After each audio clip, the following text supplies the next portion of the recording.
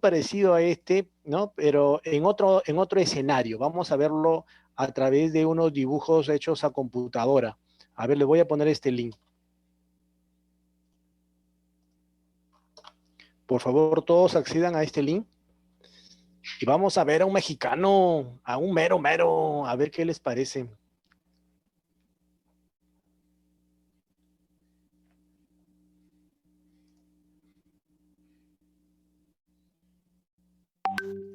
Yo voy a... ay, no, ustedes mírenlo cada uno en su computadora. Y no los voy a... Porque si no nos cruzaríamos en el audio. Y mejor que ustedes lo vean directamente.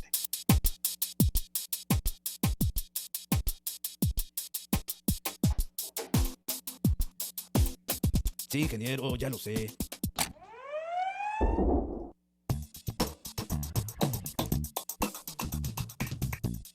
Mire, Herrera, nuestra planta es la más grande del país. Es por eso que exigimos el 100% a nuestros trabajadores. Por favor, no camine fuera de la línea peatonal. Gracias. Si trabaja con eficiencia, calidad y sobre todo siguiendo las reglas de la empresa, no tendrá ningún problema. Por aquí.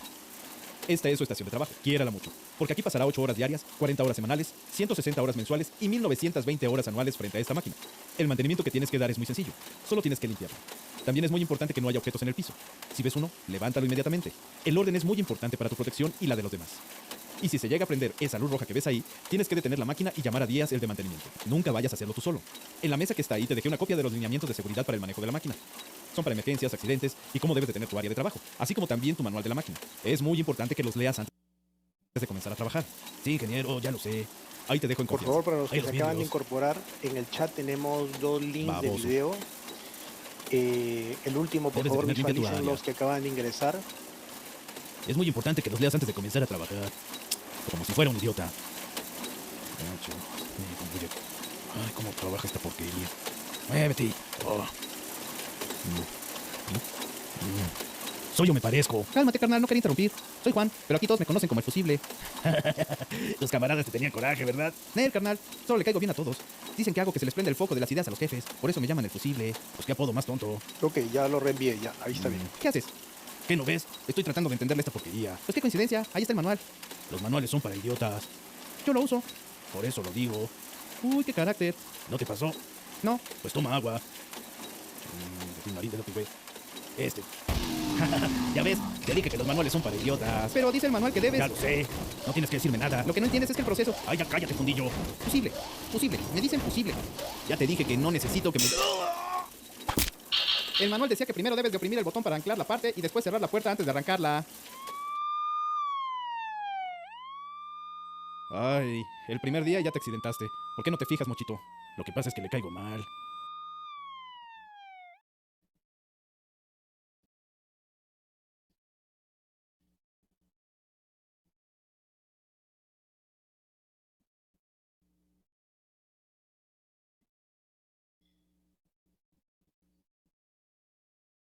Fluctuación en mi internet. Mil disculpas si nos interrumpimos. Verifíqueme si me están copiando.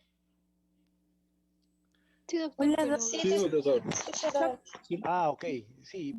Bueno, parece que nuestra conexión, mi conexión a internet es un poco inestable, así que por favor lo que les pido es que si por algún motivo se cortan, no se muevan ustedes de ahí, yo tengo que igual volver con la conexión. Bueno, estábamos comentando el video de Mochito y decía yo que efectivamente que cada subcultura, cada subgrupo, así es, ¿no? Tienen sus propias formas de expresión y su propio carácter, son terribles, ¿eh? Yo, por ejemplo, he recibido como médico inclusive, ¿no? Varias de este tipo de respuestas cuando tú le dices que tenga que usar, por ejemplo, sus orejeras para evitar la sordera, ¿no? Ese son para los afeminados, doctor, me dice, ¿no? Para los machos no pasa nada, ¿no? El ruido se aguanta nomás. Y es que realmente eso pasa, ¿no? La gente eh, minimiza, ¿no? Lo que parece y que no les va a ocurrir, ¿no? Eso se llama exceso de confianza y los accidentes, por ejemplo, ocurren en la gente muy joven, los muy primerizos, los novatos, muy novatos, y también mucho, mucho en los muy experimentados, los muy, muy, muy experimentados. ¿Por qué? En los primeros, por la sencilla razón de que desconocen los riesgos, no desconocen qué tan intensos pueden ser estos riesgos y cómo prevenirlos. y en los otros, en los digamos, experimentados o mayor tiempo de trabajo, especialmente por la sencilla razón de que ya se sienten con excesiva confianza, ¿no? De que nunca les ha ocurrido en 30 años, ¿qué le va a ocurrir a él en este año? Ha aprendido mucho y por tanto se siente autoconfiado. Y así ocurren los accidentes, ¿no? Entonces, este es un tema, por eso, muy fuerte que se tiene que trabajar a ese nivel, a ese nivel inconsciente, a ese nivel cultural y hacer una transformación lenta y progresiva. Pero para poder hacer ese cambio lento y progresivo, justamente somos nosotros los primeros que tenemos que cambiar. Nosotros los que vamos a impartir esta educación, porque créanme ustedes, van a ustedes finalmente trabajar con sus pacientes, siendo cualquier especialidad que sea, van a terminar siendo ustedes educadores, comunicadores y educadores y tienen que convencer a su paciente para que éste decida pues un cambio en su actitud. Y claro, esto, imagínense, es mucho más grande cuando hablamos de la cantidad de población a nivel mundial, ¿no? Ahora seguramente más rato ustedes me van a contar lo que han leído en los artículos y vamos a tratar de entender en cada uno de ellos qué tan complejo es este problema, qué tan grande, cuántas cifras, cuántas personas están enfermando y accidentando, simplemente porque a pesar incluso de que muchos les dan los equipos de protección personal, les dan las medidas, les dan la educación, les damos la educación a la gente, le dan sus folletos, le dan sus manuales, pues como el mochito, no necesitamos, ¿para qué vamos a leer, no? ¿Para qué? Pues, no, ni modo, pero no es así. ¿Eh?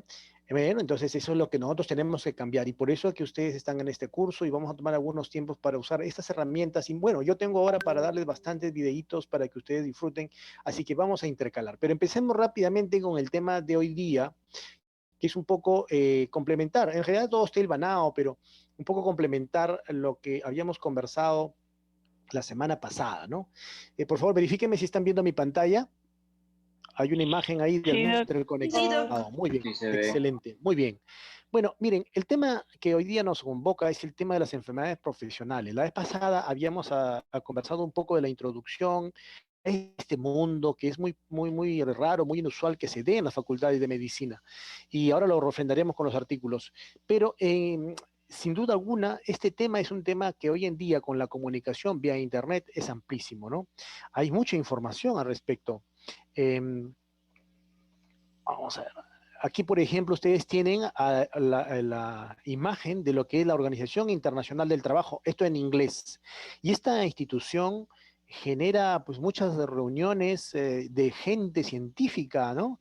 Son enormes conferencias donde se reúnen los representantes del Estado, los trabajadores, los científicos, y se ponen de acuerdo. Y especialmente dentro de la medicina, el representante de todo esto es justamente el médico ocupacional. Y hay textos, hay libros, hay mucha información hoy en día que no es pues que esto es simplemente una dedicación ad honorem, no, esto es una especialidad. Y es justamente el médico que entra en contacto con el paciente y comprende la razón del paciente, de que este caso es el trabajador, ¿no? Se hacen normas en el mundo para poder establecer cómo debería trabajarse en forma segura, pero aún así, a pesar de eso, las enfermedades profesionales se dan pero no todas están visibles, no todas aparecen, incluso se mezclan dentro de los conceptos como por ejemplo la seguridad laboral.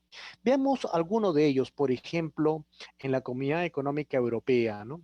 Ahí el tema es mucho más desarrollado porque están más avanzados, evidentemente, y desarrollan una serie de materiales, ¿no? Reuniones, convenciones, para ver qué es lo que está sucediendo con los trabajadores en Europa. Aquí tienen algunas cifras, ¿no? Que los monitorizan año a año, cómo está produciéndose, cuánta discapacidad en el trabajo está produciéndose. Por ejemplo, aquí en Gran Bretaña, ¿no? Cuánta enfermedad pulmonar está ocurriendo, ¿no? En Singapur, ¿no? Acá ven ustedes cómo están las estadísticas. Entonces, no es pues que esto es una cuestión de poco interés, por lo contrario, se desarrollan guías específicas, ¿no? Que están a disposición de los profesionales porque el objetivo finalmente es que las personas no fallezcan ni se accidenten en el lugar de trabajo. E incluso esto tiene una implicancia legal. Es decir, podría una empresa tener que pagar muchos dólares por un problema de este tipo, ya un accidente o una enfermedad profesional, ¿no? Entonces hay que investigarlo, hay que investigar qué sucede, y para eso se hacen esas reuniones, y no son cualquier tipo de reunión. Yo he tenido la suerte de estar en alguno de ellos. He estado en Milán en el año 2006, invitado para la Centuria, en que se celebró la ICO, por ejemplo, pero estos se han seguido reuniendo. Bueno, ahora con la pandemia del COVID se ha detenido un poco, se ha ralentizado esto, ¿no? Pero créanme que es una excelente ocasión, es una excelente especialidad que ustedes pueden acceder ahora incluso como estudiantes de medicina. Entonces, veamos, ahora vamos a ver un poco sobre las enfermedades profesionales, pero sobre todo hacerlas visibles, porque lamentablemente muchos médicos no le ponen el apellido a las enfermedades, simplemente lo dejan como enfermedad, pero no dicen si es una enfermedad común o es una enfermedad producida en la empresa, en el trabajo. El gerente está preocupado, muchos gerentes quieren definitivamente hacer que las cosas no se incrementen, que, tener buena salud con sus trabajadores. Sin embargo, también es muy cierto que en los países subdesarrollados como nosotros, como los países que nos rodean, las estadísticas de accidentabilidad y enfermedad laboral nos muestran que esa realidad todavía está muy lejos de ser la ideal de Europa o de otros países. Otros países, como también Perú, han sacado normas específicas de accidentes y enfermedades profesionales, ¿no? Y claro, también hay estadísticas. Se va diciendo cuáles son las más importantes, cuáles son las más frecuentes. Este caso de la Asociación Chilena de Seguridad, de que ustedes han visto uno de los videos, ahora van a ver el otro, es uno de los que tiene mucho desarrollo en este campo. Este es el Hospital de Trabajador que tuve la suerte de visitar hasta en dos ocasiones, una en el 2014, y ahí tienen pues consultorios exclusivamente para poder atender a los trabajadores asegurados y asegurados esta mutua, ¿no? Donde se les ve sus problemas de salud originados por el trabajo. ¿No? No es las enfermedades comunes, sino las generadas por el trabajo. Y en Brasil, ni qué decir, Brasil tiene más de 32.000 médicos de trabajo. Y esto va a seguir. Ustedes, esto es una invitación de alguna manera también para que ustedes no se queden solo con lo que reciben nada más de las especialidades. En este caso, por ejemplo, están recibiendo ustedes otorrino, oftalmología o ginecología, cardiología, sino que esta es una especialidad que necesita mucho de nosotros, necesita mucho de su interés, de su entusiasmo, ¿no? Entonces, esto es un poco lo que les puedo yo comentar sobre la realidad de las enfermedades profesionales, pero una de las primeras preguntas, eh, una de las primeras preguntas que me hacen es, bueno, doctor, ¿y qué es enfermedad profesional, no? ¿Qué es enfermedad profesional? Esto es una cosa muy importante y vamos a rápidamente visualizar esto.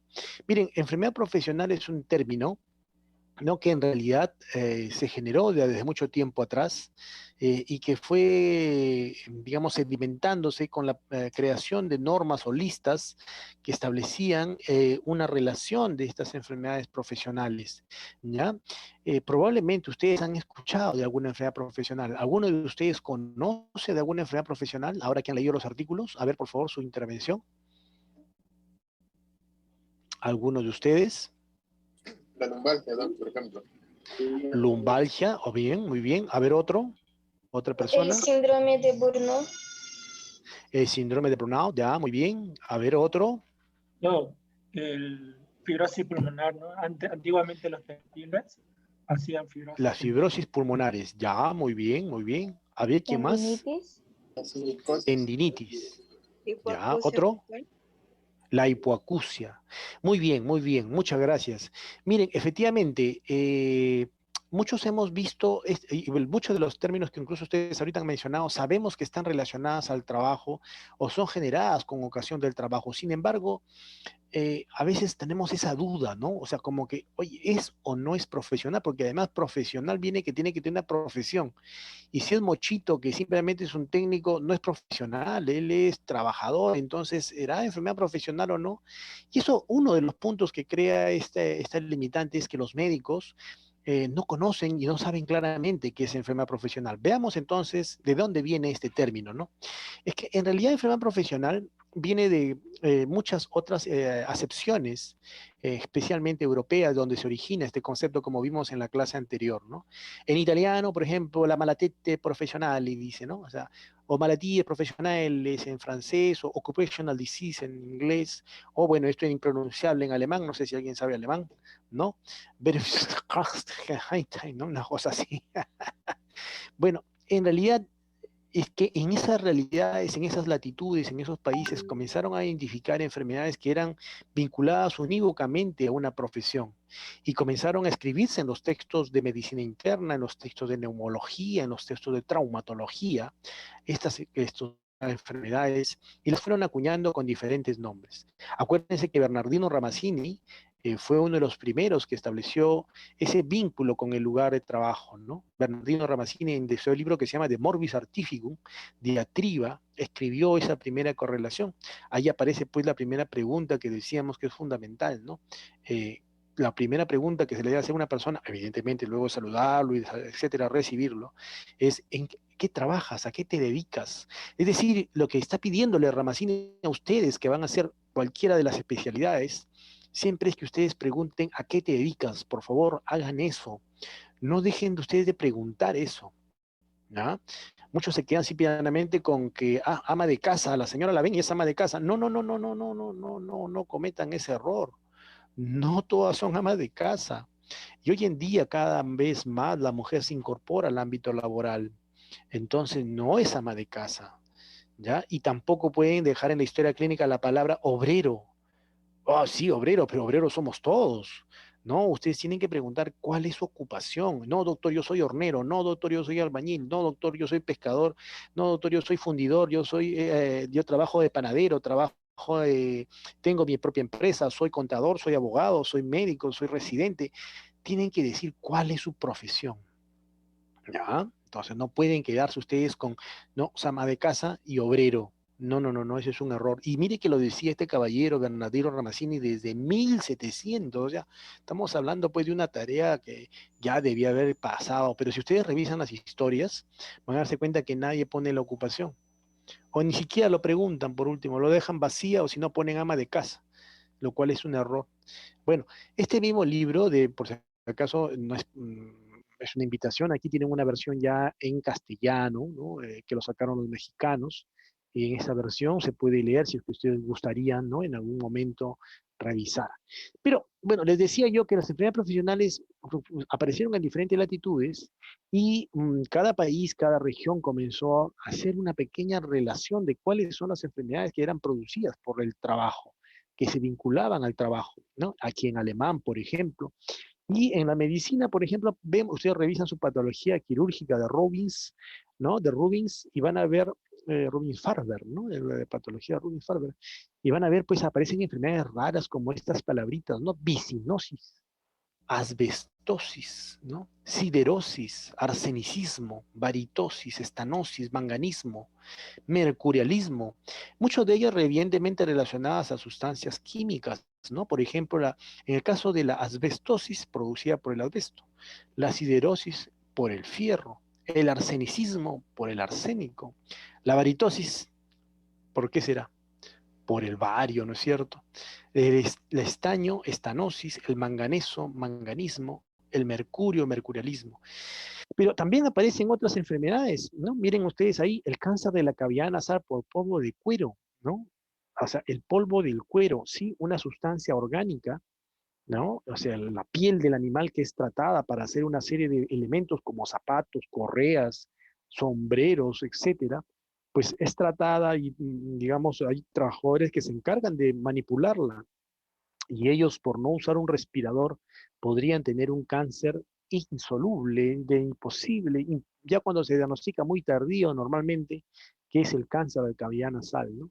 Es decir, que si ustedes van a hacer otorrinos, mucho ojo, si tienen un cáncer de cavidad nasal, tendrían que preguntarle cuál es su ocupación, ¿no es cierto? Y puede que le diga que es un hombre de curtiembre, o puede ser que le diga que es un hombre forestal, una persona que trabaja en aserradero, porque hay algunas maderas que pueden producir también cáncer de cavidad nasal, ¿no? Bueno, y enfermedades como la vicinosis, la número uno, por ejemplo, es producida por el algodón, ¿no? Es decir, que aquellas personas que despepitan el algodón, recogen el algodón o trabajan con el algodón, por ejemplo, en las fábricas textiles, podrían sufrir un problema pulmonar debido a la presencia de este polvo de algodón, ¿no? ¿Eh? Entonces, miren ustedes que estas enfermedades, pues, no solo quedan ahí, ¿no? Miren ustedes, sigue la lista, ¿no? Aparece mesotelomia pleural, neumonitis alveolar extrínseca, el plumbismo, el síndrome brazo-mano por vibración, dermatitis de contacto, ahí falta por A o B agente, la enfermedad de Kienbock, los desgarros de supraespinoso, la fatiga visual, o ahora llamado también el síndrome visual del computador, un síndrome intermedio por gononforados, el benzolismo, la enfermedad del pie negro, la lagasosis, y así sigue la lista, ¿ya? Pero digamos como que estas enfermedades son muy, para muchos, muy raras, ¿no? No, esto no lo voy a ver en mi especialidad. Y resulta que no es que sean raras, sino que no se pregunta en qué estaba trabajando esta persona para darle la connotación de que es producida por el trabajo. Entonces, uno de los principales problemas de las enfermedades profesionales, diríamos, es que los médicos no las saben reconocer. ¿Ya? Los muchachos, los jóvenes médicos se dedican profundamente a ver las enfermedades solo de origen común, que ciertamente son el 70% de todas las enfermedades, se dice, y solo el 30% de las enfermedades podría tener alguna relación con el trabajo. Entonces, ciertamente no son pues lo más frecuente, pero eso no quiere decir que no existan, ¿no? Y el gran problema, como decía entonces, es que no es que no haya enfermedades, sino que los médicos no la descubren, no la califican, no la investigan, no la diagnostican. ¿Eh? Entonces, ese es su gran problema. Y miren aquí en esta publicación de algún tiempo ya, hace mucho tiempo atrás, ¿no? Esto es antes del 2008, 2007 me parece, ¿no? La OMS y la OPS señalaba claramente que especialmente en nuestra latitud, o sea, en nuestra región de América Latina, es donde más hay problemas de no diagnosticar enfermedades profesionales. Por ejemplo, ustedes busquen ahorita cuántas enfermedades profesionales han escuchado ustedes y resulta que no hay, ¿no? No hay enfermedades profesionales, nadie se enferma en el trabajo. El año pasado se dio pues la ley sobre la enfermedad profesional para el COVID, ¿no? Sí lo escucharon, ciertamente. Y es que claro, ¿no? O sea, ¿cómo no vamos a enfermar de COVID si cuando nosotros vamos en el hospital, atendemos a un paciente COVID, es altamente probable que nos pudiéramos contagiar, aún inclusive, ¿no? Por más que nosotros podamos extremar las precauciones, ¿no? Porque uno no sabe quién está enfermo y qué compañero incluso nos puede contagiar. Entonces, es por eso que se dio esa norma que justamente nos pareció interesante para aquellos que están especialmente en primera línea y están trabajando en las emergencias, ¿no?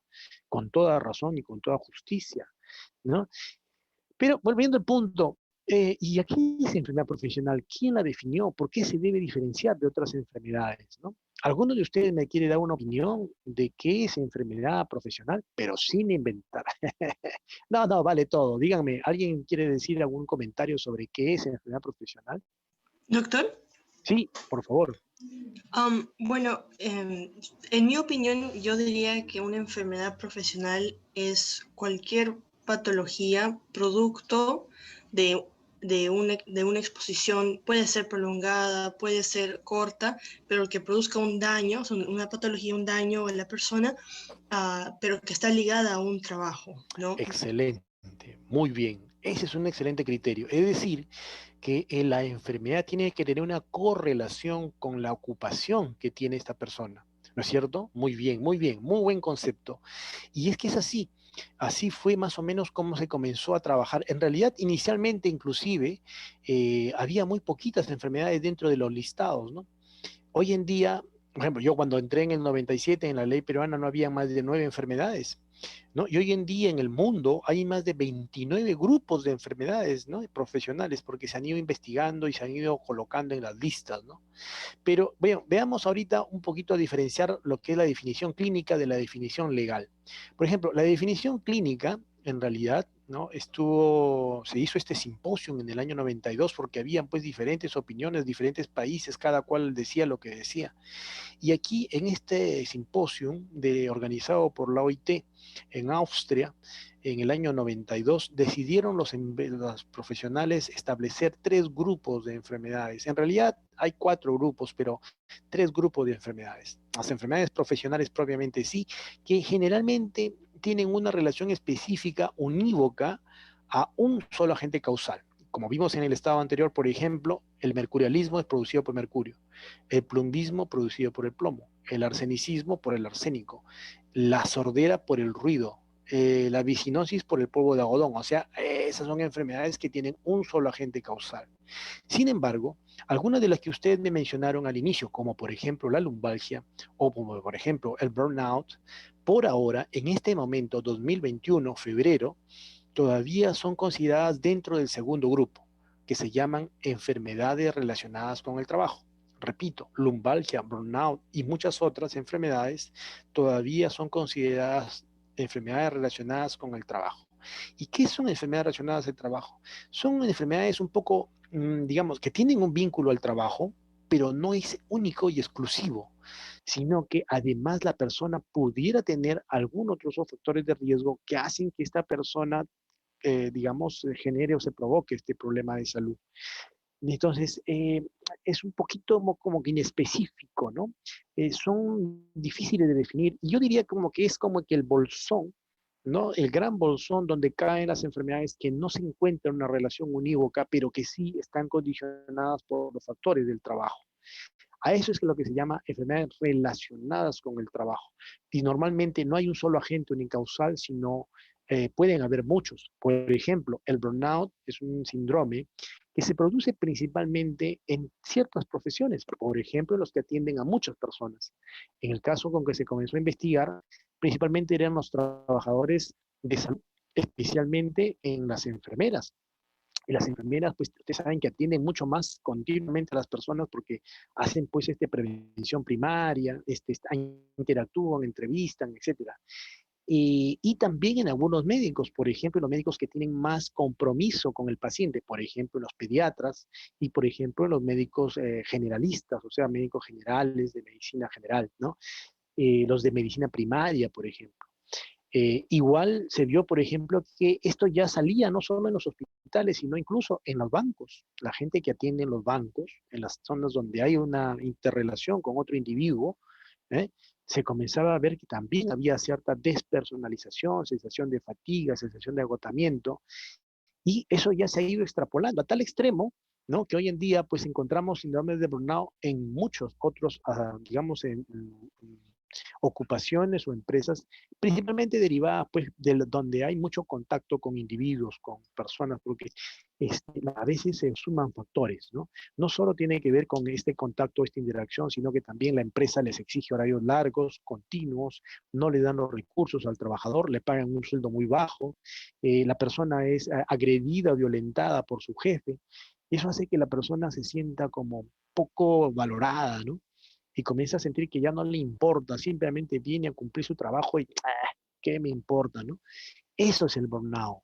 El burnout es un problema que va con depresión, va con sensación de fatiga física, ¿no? Y entonces no es solo la causa el trabajo. Definitivamente el trabajo influye, pero no es el único, ¿no? Vimos entonces un poquito la diferencia, ¿no? En cambio, la bisinosis es una enfermedad profesional porque simple y llanamente se produce porque hay polvo de algodón en el aire y la persona no usó su respirador y le entró ese polvo al pulmón y se produjo una infección en el pulmón, una fibrosis ahí, ¿no?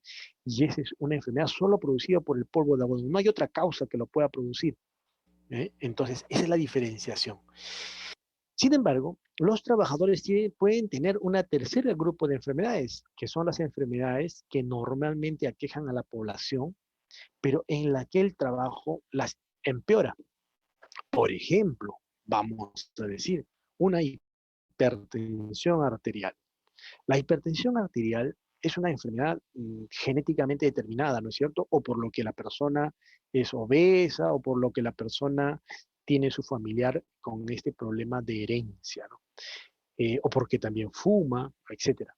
Bueno, son enfermedades comunes, pero si este trabajador tiene que subir, no sé, pues unas cargas de 60 kilos, o tiene que subir gradas, o está sometido a gran estrés, ¿ustedes creen que esa presión alta no se va a incrementar? Pues claro, se va a incrementar, pero no es producida por el trabajo.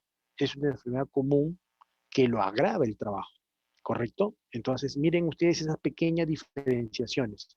Por eso que yo hice este esquema que el otro, ¿no? En este esquema se ve claramente que el 70%, o sea, esto que está en amarillo, ¿no? Ustedes ven esto que está en color amarillo, ¿eh? Este 70% de todas las enfermedades son enfermedades no relacionadas al trabajo, no tienen ningún vínculo con el trabajo. Y en azul está más o menos ese 30% que se dice que tiene algún tipo de relación con el trabajo. Es decir, que ustedes en su consultorio van a tener principalmente enfermedades comunes, eso es seguro, pero de 3, una va a ser enfermedad vinculada al trabajo. Ahora, en las azulitas, vean ustedes que hay un pequeño porcentaje que son EP, o sea, enfermedades profesionales, y un gran porcentaje que son ERT, enfermedades relacionadas al trabajo. Entonces, la idea es que ustedes tienen que conocer ambas porque saben que hay que diferenciarlas. Aquellas que están en un listado serán llamadas enfermedades profesionales. Eso facilita el trabajo, felizmente. Y aquellas que están producidas por el trabajo, pero que no son exclusivamente solo por un factor, son las relacionadas al trabajo. Y en las comunes, que son la mayoría, hay que diferenciar aquellas que son de origen común, factor genético, hereditario, etcétera, pero que el trabajo las agrava. ¿Ya? Esto es muy importante, a veces es un poquito difícil, pero es importante que ustedes conozcan esta diferencia.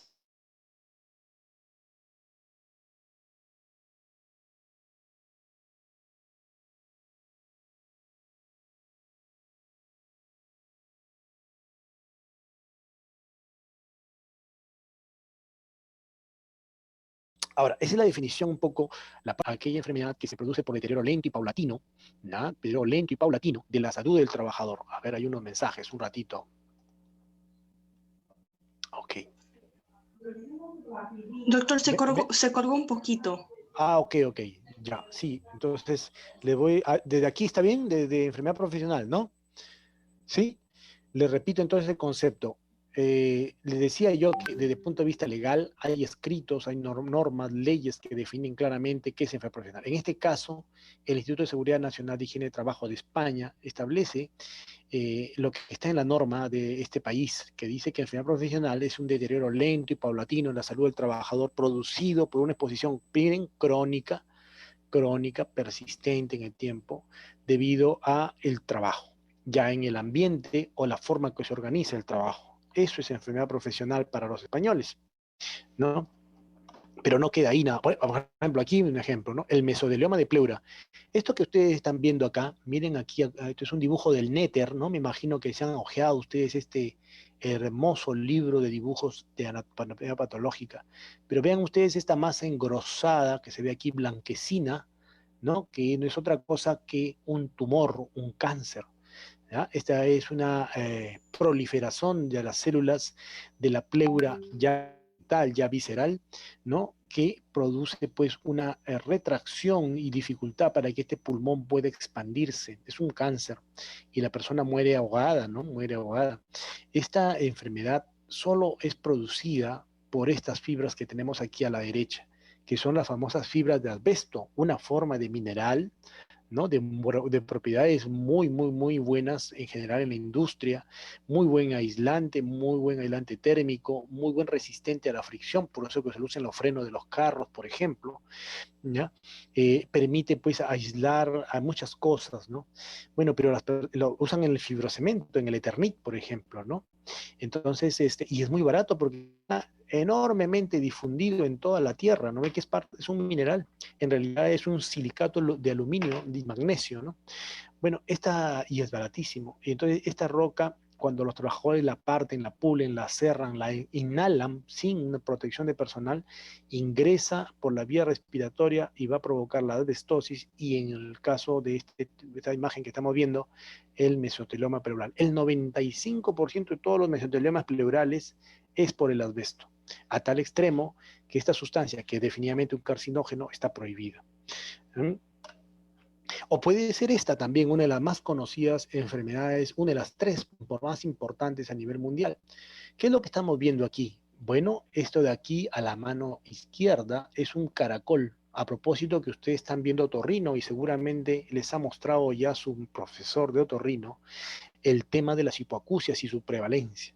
¿No? Bueno, este es decía yo, un caracol de un animalito de experimentación, al cual se lo sometió evidentemente a una biopsia, ¿no? Ya está muerto, está sacrificado, pero antes de que se le haga la biopsia, pues se lo sometió a ruidos intensísimos, ¿no? pobre animalito.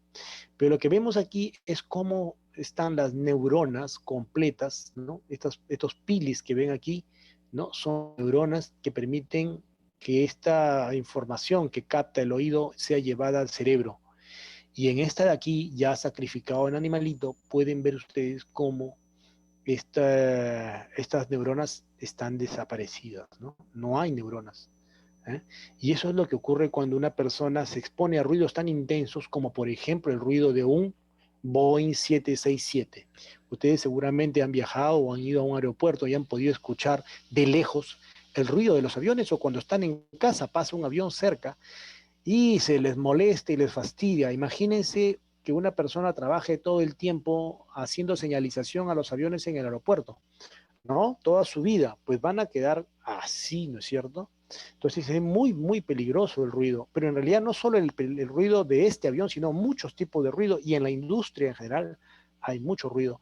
Y lo que vemos cuando hacemos la audiometría, ya seguramente su profesor les va a hablar, veremos lo que se llama el trauma acústico, ¿no? Veremos el trauma acústico en las frecuencias, ¿no? De 2000, 3000, 4000 hasta 6000, ¿no? Pero principalmente en la de 4000 es donde se observa la caída. Y esto evidentemente se profundiza cuanto más tiempo pasas tú trabajando con el ruido. La persona no es que no escuche, la persona deja de escuchar ciertos ruidos y en realidad le va a producir una mala calidad de vida porque no puede interactuar con los demás, ¿eh? Esto es todo un tema que seguramente están viendo ustedes en su curso de otorrino. Otra enfermedad, por ejemplo, la perforación del tabique nasal. Esta es una perforación, como pueden ver aquí. Aquí hay un hueco en el tabique nasal, derivado de la constante hemorragia, ¿no? Que provoca la inflamación de la mucosa. Y él no es un cocainómano, sino es un trabajador de fundición, de galvanoplastía específicamente, donde se utilizan esta sustancia, que es el cromo, para poder hacer que las cosas queden brillantes, bien cromaditas, ¿no? Muy bien, eso es justamente la exposición de esos humos, de esos vapores, mucho tiempo, pueden provocar esta enfermedad. Claro, usted puede verlo al otorrino y decir, ah, sí tiene una perforación tabique. Sí, pero ¿por qué se produjo? Por el trabajo, ¿no? Y si usted no le preguntaron en qué trabajaba, se queda un paciente, un trabajador sin diagnosticar. ¿Eh? Muy importante. Bueno, y seguimos así con la norma de lo que es enfermedad profesional. Dice, es la enfermedad contraída a consecuencia del trabajo por cuenta ajena. Y ahí es muy importante esta palabra de cuenta ajena, porque nos habla pues claramente de que el responsable de que ocurra todo esto es el empleador, es el jefe, el jefe. Entonces, es por eso que existen las leyes, ¿no? Dicen que es la persona, uno va a trabajar y trata de salir bien y todo, pero si el jefe no toma medidas y nos expone a los agentes, pues nosotros nos vamos a enfermar y la culpa va a ser de él y va a tener que él indemnizarnos y resarcirnos, ¿no? Incluso le pueden cerrar la fábrica y caer una multa y todo ello. Por eso es que la medicina ocupacional tiene un importante trabajo que hacer en las empresas. La medicina ocupacional se practica en los hospitales, pero principalmente en las empresas, ¿no? No se practica en un consultorio, no, es en las empresas, ¿no? Y si ustedes buscan ahora en los periódicos, internet, bueno, ustedes no usan periódico ya, si internet puestos de trabajo ocupacional, van a ver ahí que les van a llover las propuestas de trabajo. Como locos se están pidiendo médicos ocupacionales porque hay muy poquitos, ¿eh? Muy bien, entonces, y además dice que deben hacer aquellas que están ¿no? Que dice, y que estén en la ley y que estén condicionadas, ¿no? Generando una enfermedad que está tipificada en esta ley, ¿no?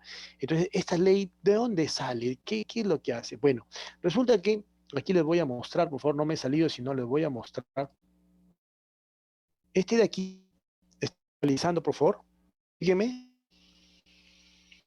Sí se visualiza, doctor. Este de aquí es un documento que ustedes lo van a tener, lo voy a subir al Classroom para que lo tengan. También lo pueden jalar directamente de Google. Es el listado de enfermedades profesionales de la OIT, ¿no? Del año 2010. ¿Ya? Aquí están las características de cómo se debe reconocer una enfermedad profesional y está el listado de todas las enfermedades profesionales. No son las únicas las que he mencionado ahí, ya están ya ahora por grupos. ¿Mm? Por ejemplo, aquí por agentes químicos, ¿no? Acá están todos los agentes químicos que están demostrados pueden producir enfermedades ocupacionales, ¿eh? Principalmente estas, porque son muchas, muchas. ¿Eh? Pero miren aquí, dice, enfermedades causadas por otros agentes químicos no mencionados en los puntos anteriores. Eso quiere decir que la OIT señala que pueden encontrarse nuevos casos con otras enfermedades y que podrían incluirse. Ahora, lo otro son los agentes físicos. Los agentes físicos como el ruido, las vibraciones, el aire comprimido, la radiación ionizante, la radiación ultravioleta, las luces infrarrojas, los láseres, etcétera. Las temperaturas extremas, el calor excesivo o el frío excesivo también son enfermedades profesionales, claro que sí. Y dejo también el cápite aquí abierto para aquellas que se pudieran encontrar. Por agentes biológicos, uy, ni qué decir, ahí están todas las enfermedades, la brucelosis, la hepatitis, la tuberculosis, el antrax, la espirosis y muchos otros gérmenes donde se demuestre que la persona está expuesta a estos agentes, ¿no? Y luego vienen enfermedades por órgano, enfermedades del aparato respiratorio como la neumoconiosis, ¿no? La silicotuberculosis, la siderosis y muchos otros más. Miren, entonces las enfermedades de la piel, dermatosis producidas por algún agente químico, las enfermedades del aparato osteomuscular. Este, por ejemplo, es uno de los últimos agregados para estos años 2010, porque antes no se consideraba a las enfermedades ocupacionales de origen del aparato locomotor como profesionales. Y hoy en día la tendinosinuvitis crónica, sobre todo las enfermedades producidas por movimientos repetitivos, como esfuerzos intensos, son consideradas enfermedades profesionales. La epicondilitis, lesiones a nivel de las rodillas, por ejemplo, por estar mucho tiempo arrodillado, el túnel del carpo y muchas otras enfermedades que se pudieran demostrar que son producidas solo por el trabajo, pues serán consideradas como esto. Y la última novedad, que todavía no es el final, yo les digo esto en 2021 y créanme que para el 2030 quizás, cuando ustedes ya estén trabajando, este listado probablemente incluya muchas otras más enfermedades de trastornos mentales. Antes no se lo incluía. Antes se consideraba que las enfermedades mentales no eran producidas por el trabajo. Sin embargo, eso ya cambió. Por ahora tenemos el estrés postraumático, nada más como enfermedad mental y del comportamiento producida por el trabajo. Claro que sí. Imagínense ahora con el tema del COVID.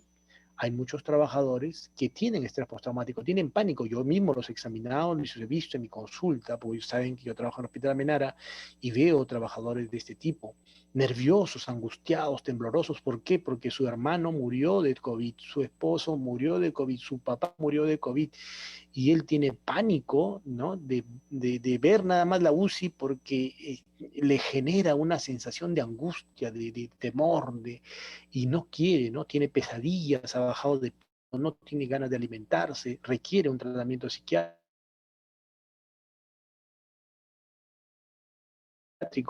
con el COVID. ¿No? Militares son profesionales que tienen posibilidad pues, de un conflicto, especialmente en Estados Unidos, en los países que están en guerra.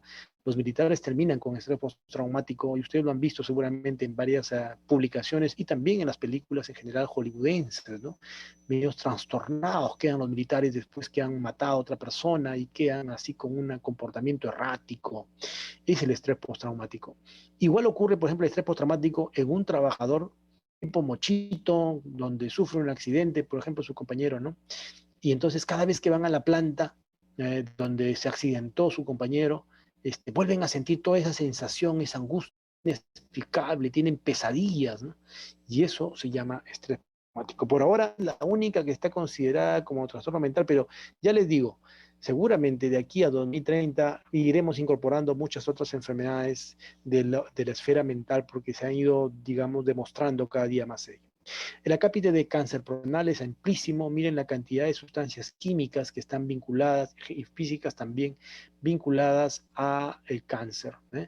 Y bueno, finalmente queda un grupo como el listán de los mineros, como una enfermedad muy específica, ¿no? Muy rara, además, y eso sí, un poco frecuente como enfermedad profesional. Entonces, este listado y además de otros comentarios, aquí ustedes lo van a leer, pero lo más interesante es que ustedes lo lean y también la ley peruana, porque la ley peruana, que está tomada igual a la de la española, tiene muchos de estas, digamos, esquemas. ¿No?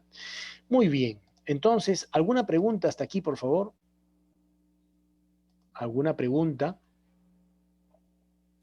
Doctor, yo tengo una consulta. Sí, dígame.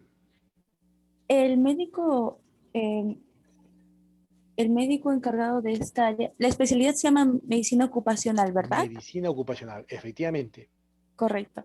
El médico ocupacional entonces diagnostica la enfermedad, pero para el tratamiento ¿es un trabajo multidisciplinario con otras especialidades o es que se deriva a un neumólogo, un Muy psiquiatra? buena pregunta, muy buena pregunta. En general, hoy en día ya estamos claros de que es muy difícil el trabajo unidisciplinar, una sola persona, unipersonal. En general, la salud ocupacional se caracteriza por ser una especialidad con múltiples participaciones, multidisciplinaria, donde efectivamente el médico ocupacional es el que determina por generalmente el conocimiento de los procesos, estar metidos en las plantas, estar leyendo información sobre ingeniería, etcétera. Pues sí, es el que diagnostica y califica qué es enfermedad profesional, pero para el manejo propiamente de la enfermedad, evidentemente se deriva con los especialistas. Por ejemplo, en el tema de psiquiatría se deriva a psiquiatría. En el tema de una visinosis o asbestosis, al neumólogo y luego al oncólogo. Si es necesario un problema de una audiometría y queremos tener la opinión del otorrino, a un otorrino. Pero finalmente, ellos solo dan su opinión, pero el que digamos, retiene toda la información, analiza toda la información, define qué es enfermedad profesional y al mismo tiempo establece las recomendaciones para el trabajador, su seguimiento y también las recomendaciones para que la empresa no vuelva a tener otro caso de este tipo, es el médico ocupacional. ¿No? Por eso ya les decía al inicio que, por ejemplo, en el Perú, que tenemos más de 600.000 empresas formales, se requería pues un médico por empresa, o sea, necesitaríamos 600.000 médicos, ¿no? Imagínense. Entonces, pero no lo hay, pues claro. Entonces, por ahora es campo abierto para que todos los profesionales que quieran realmente ayudar se vinculen y tengan esta especialidad, que además es una especialidad muy rica. ¿Por qué? Porque, bueno, particularmente eso les digo de mi experiencia personal, porque usted en realidad se convierte en una especie como de médico internista, pero quizás mucho más amplio, ¿no? Porque, por ejemplo, vamos a suponer, el neumólogo le manda a usted la información sobre el tema de una patología pulmonar. Y usted tiene que saber claramente qué es lo que está diciendo el neumólogo. O sea, no es que simplemente la palabra neumoconiosis y ya, no. Entonces uno tiene que comprender y conocer la especialidad. O sea, finalmente uno se vuelve un mini especialista de cada una de las especialidades más importantes. Especialidades con las cuales nos vinculamos, yo particularmente le señalo, neumólogo, el psiquiatra, el rehabilitador, el traumatólogo, el otorrino, el laringólogo, el dermatólogo, son los que más frecuentes, y el oncólogo, ¿no? Son los más frecuentes que nosotros estamos en contacto. Ni qué decir de laboratorio, o sea, patología clínica, radiología, ni qué decir. Entonces, el emergenciólogo inclusive también. Entonces, son cosas que realmente hacen que nosotros sepamos de todo un poquito. A diferencia de las especialidades donde, por ejemplo, el otorrino solo se dedica al oído y a toda la parte en general de las vías respiratorias altas, etcétera, se queda solo en ese segmento. Nosotros como médicos profesionales tenemos que saber de todo un poco, por eso que diría yo que es como una especie de médico internista, pero de cada una de las especialidades tiene que manejar un poquito más, ¿no? Vamos a ver un videíto a propósito de enfermedades profesionales. Vamos a ver este video. A ver, les pongo en el chat. Por favor, todos visualicen este video. Ustedes visualizan en su computadora, yo doy, porque si ponemos aquí a veces se enlentece, no se escucha el audio, y ustedes mismos pónganlo ahí, ¿no? Es un videito bastante corto. Perdón, este de aquí es largo, pero vamos a verlo los primeros 5 minutos, ¿ya? ¿Estamos de acuerdo? ¿Sí? Sí, Doc, no hay Ok, problema. los primeros 5 minutos nada más, 5 minutos, contando de ahorita, 5:25. Está bien, doctor.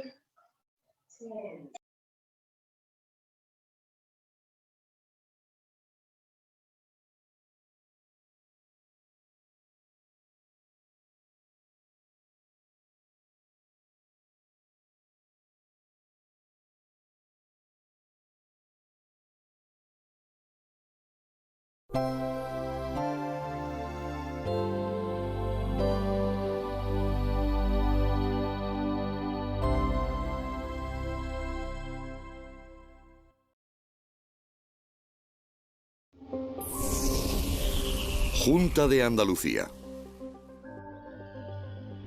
Instituto Andaluz de Prevención de Riesgos Laborales presenta: el trabajo es una base directamente reflejado en el desarrollo económico y social de cada comunidad y en la prosperidad de sus habitantes. Cada trabajo, además, suele ser una fuente de satisfacción, tanto económica como personal, de nuestras habilidades y conocimientos. En una empresa de serigrafía textil trabaja Mercedes, de 46 años. En su jornada laboral, manipula habitualmente tintas y disolventes, así como otros productos químicos que se utilizan para la estampación y el limpiado de planchas. Desde hace tiempo, con el uso de algunos productos, viene sintiendo molestias de tipo respiratorio que, en ocasiones, dificultan la ejecución normal de su actividad. Antonio, 35 años. Trabaja en un taller del automóvil especializado en la fabricación y reparación de tubos de escape, por lo que suele estar expuesto a niveles continuos de ruido, en ocasiones superiores a 80 decibelios. Aunque en las ocasiones no atiende cuando se le llama, lo que está generando pequeños inconvenientes y molestias. Rocío, 21 años, es cajera de un supermercado desde los 18 y va camino de batir un récord, ya que hay muchas jornadas en las que llega a pasar por caja más de 6.000 artículos. Quizás por eso, cada vez son más frecuentes las molestias en hombro y espalda que viene sintiendo durante su trabajo. Estas tres situaciones, con protagonistas y trabajos tan diferentes, sin embargo, comparten algunos elementos en común. Los riesgos invisibles. ¿Invisibles? Prevención de patologías relacionadas con las condiciones del trabajo. Si analizamos con detenimiento estos tres casos, podemos observar que se repiten algunas circunstancias de características similares. 1. En todos se realiza una actividad laboral concreta. 2. En los tres se presentan patologías cuyo origen parece derivarse de las condiciones en que vienen realizando su trabajo. 3. En cada situación puede detectarse una causa o agente con la que cada patología pudiera estar relacionada. Por tanto, podríamos deducir que estas tres personas presentan unos síntomas cuyos orígenes parecen estar relacionados con las condiciones en que habitualmente realizan su actividad laboral y que pueden derivar en enfermedades profesionales. Desde un punto de vista preventivo, una enfermedad profesional puede entenderse como una patología derivada de la exposición crónica a agentes físicos, químicos o biológicos presentes en el ambiente de trabajo, que tiene como consecuencia un deterioro de la salud. Partiendo de esta idea, una enfermedad profesional no debería confundirse con un accidente laboral, ya que mientras los accidentes suelen producirse de una manera imprevista y repentina, causando un daño inmediato, las patologías relacionadas con las condiciones del trabajo normalmente suelen afectar más lentamente al organismo, viniendo a manifestarse con el paso del tiempo. Casi todas las actividades pueden llevar aparejados algunos factores que por sí mismos podrían calificarse como riesgos para la salud. Si se trabaja en la fabricación de pan, en mayor o menor medida, se estará expuesto a restos de levaduras o al polvo de la harina. En una ocupación administrativa, es muy probable que se produzcan con frecuencia tareas o movimientos repetitivos en los trabajos frente al ordenador. Si se realizan labores agrarias, se estará habitualmente expuesto a radiaciones solares. Y así, podríamos seguir con todas y cada una de las actividades laborales. Ahora bien, estos riesgos, en muchas ocasiones inherentes a la propia naturaleza de la actividad, por el mero hecho de ser potencialmente perjudiciales, no deben ser considerados como generadores de enfermedad. Ya que, si se adoptan a tiempo las medidas de prevención y protección adecuadas, de manera que se evite o se controle la exposición a los mismos, verán reducida su peligrosidad y su potencial incidencia en la aparición de futuras patologías para la salud. Para conseguir este objetivo, resulta indispensable que tanto empresarios, empresarias, trabajadores y trabajadoras mantengan una actitud receptiva hacia la prevención que permita la puesta en práctica de una serie de medidas eficaces, como son la identificación, evaluación y control de los riesgos y factores ambientales que concurren en cada trabajo,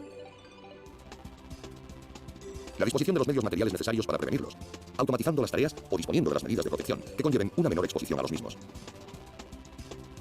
la formación adecuada para poner en práctica nuevos hábitos preventivos y las actuaciones periódicas y protocolizadas del Servicio de Vigilancia de la Salud.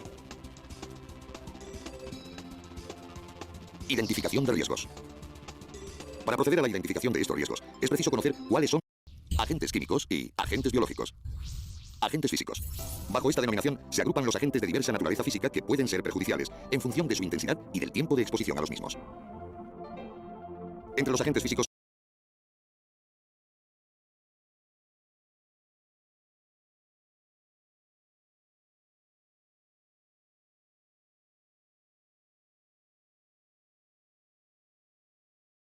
Doctora Trejo, por favor. Sí, a mí me pareció muy interesante ver de que cómo uno tiene que estar constantemente evaluando los diferentes factores, especialmente aquellos que son repetitivos, porque cada uno tenía una exposición constante a un factor, ¿no? independiente de cuál sea. Algunos era un químico, algunos era algo biología, algunos era, pero la cosa es que era una persona expuesta a un factor durante un tiempo prolongado y luego la manifestación de la enfermedad, ¿no? Excelente, excelente.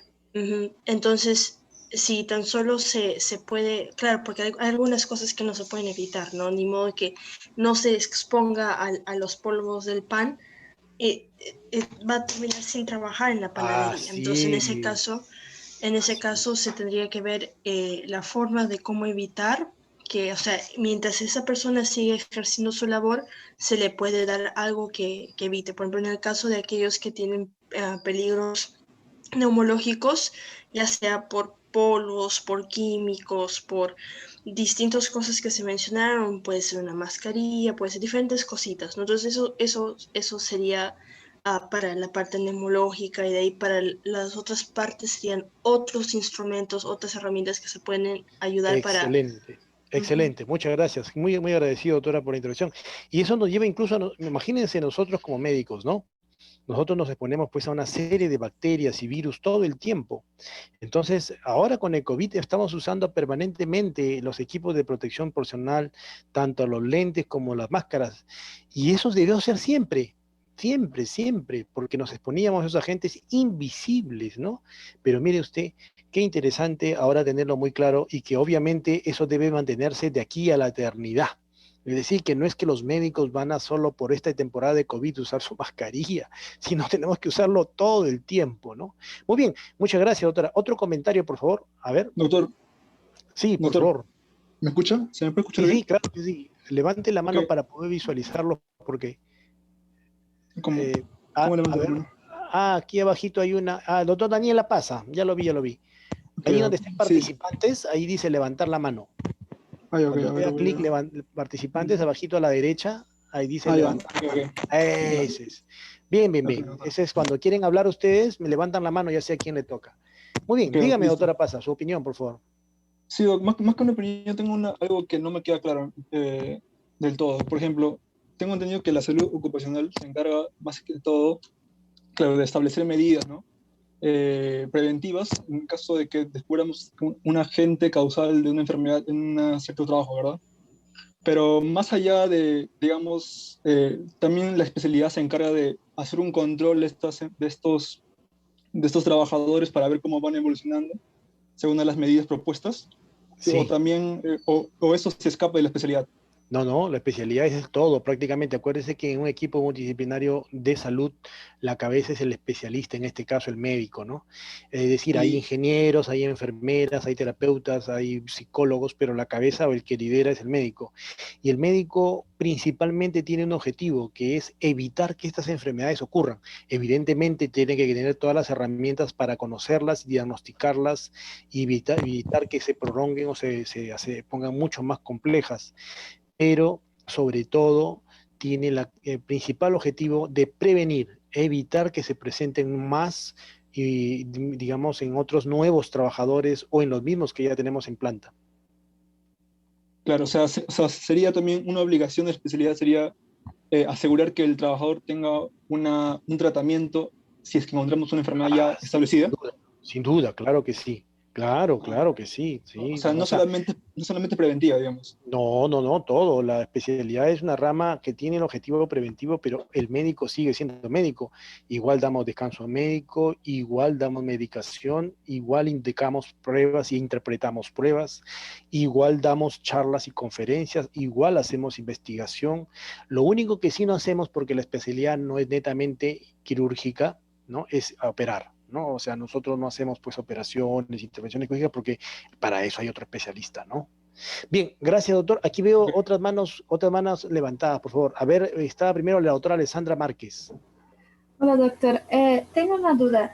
En relación a la parte legal, que usted ahorita mencionó el descanso médico, ¿no? En caso, por ejemplo, se juzgue necesario que ese trabajador esté inhabilitado a determinada función y tenga que reacoplarse o aprender otra función, eso también, ese proceso sí, también claro es que sí. manejado. Ahí por eso es que nosotros nos vinculamos con los rehabilitadores. Los rehabilitadores son los especialistas en valorar la incapacidad funcional de una persona cuando tras un accidente o tras una enfermedad, y somos nosotros los médicos ocupacionales los que definimos por escrito ante el empresario y ante el trabajador cuáles van a ser sus nuevos puestos, cuáles van a ser sus nuevas tareas, le hacemos seguimiento y eventualmente tenemos que darle pues las facilidades, ¿no? Sí, ese es el trabajo del médico ocupacional, es la especialidad. Ok, gracias. Muy bien, muy bien. Doctor Correa, a ver, usted levantó la mano, doctor Correa.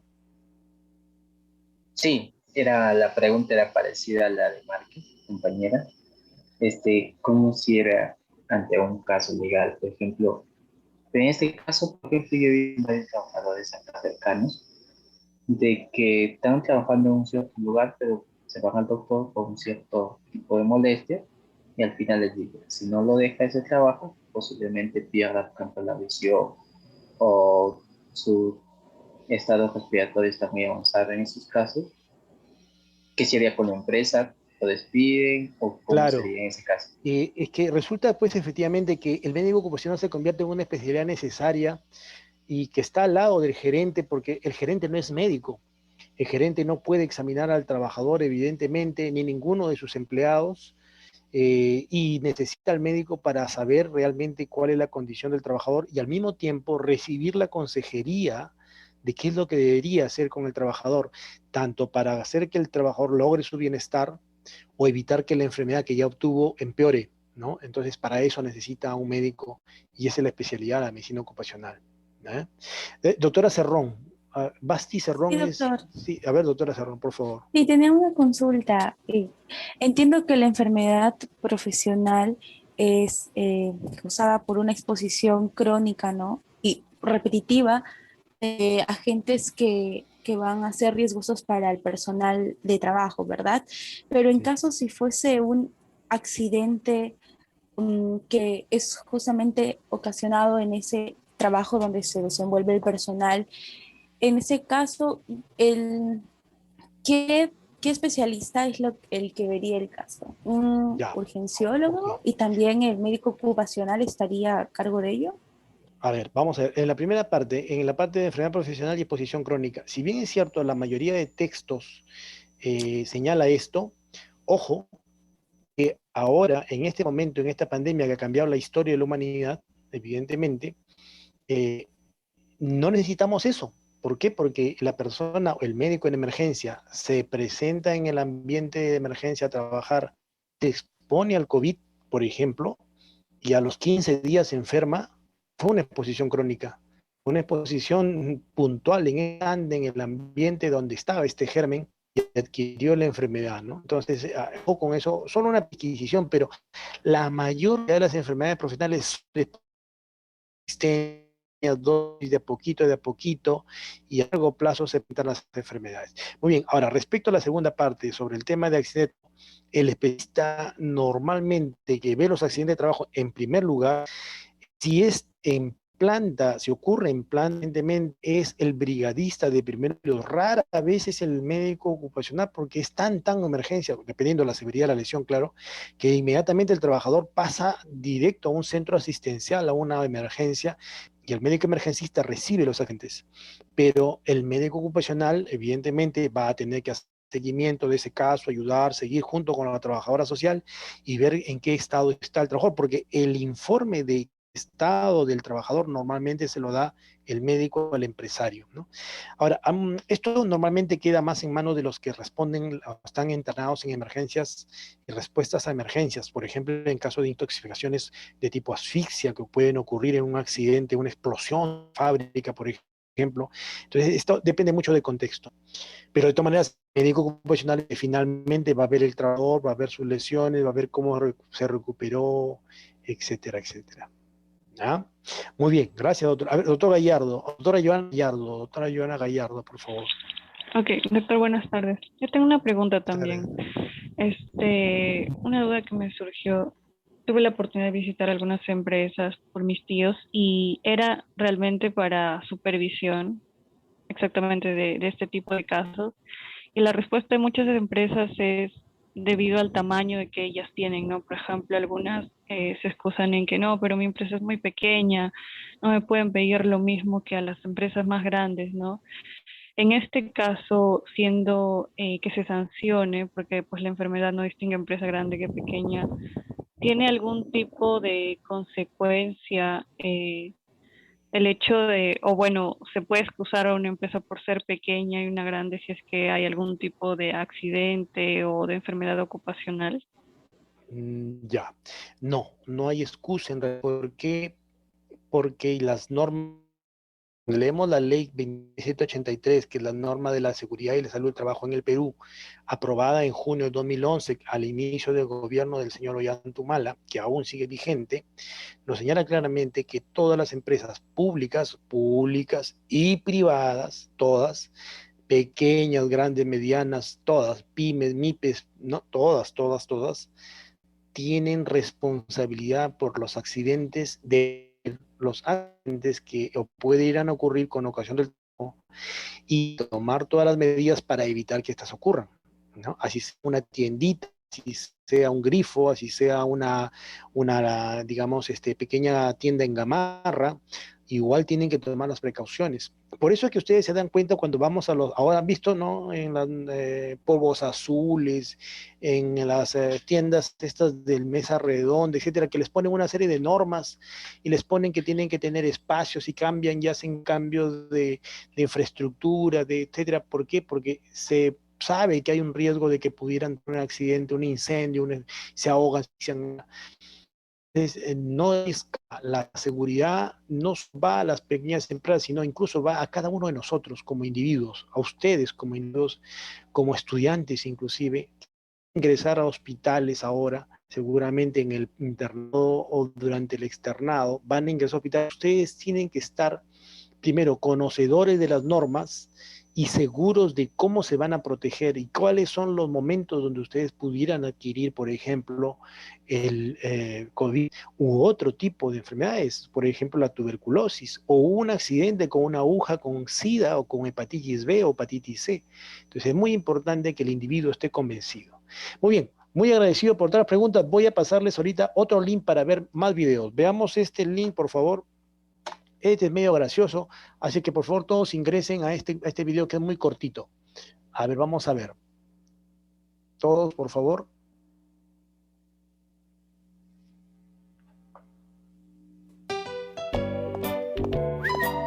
¿Ingresaron? Verifíqueme. Está cargando.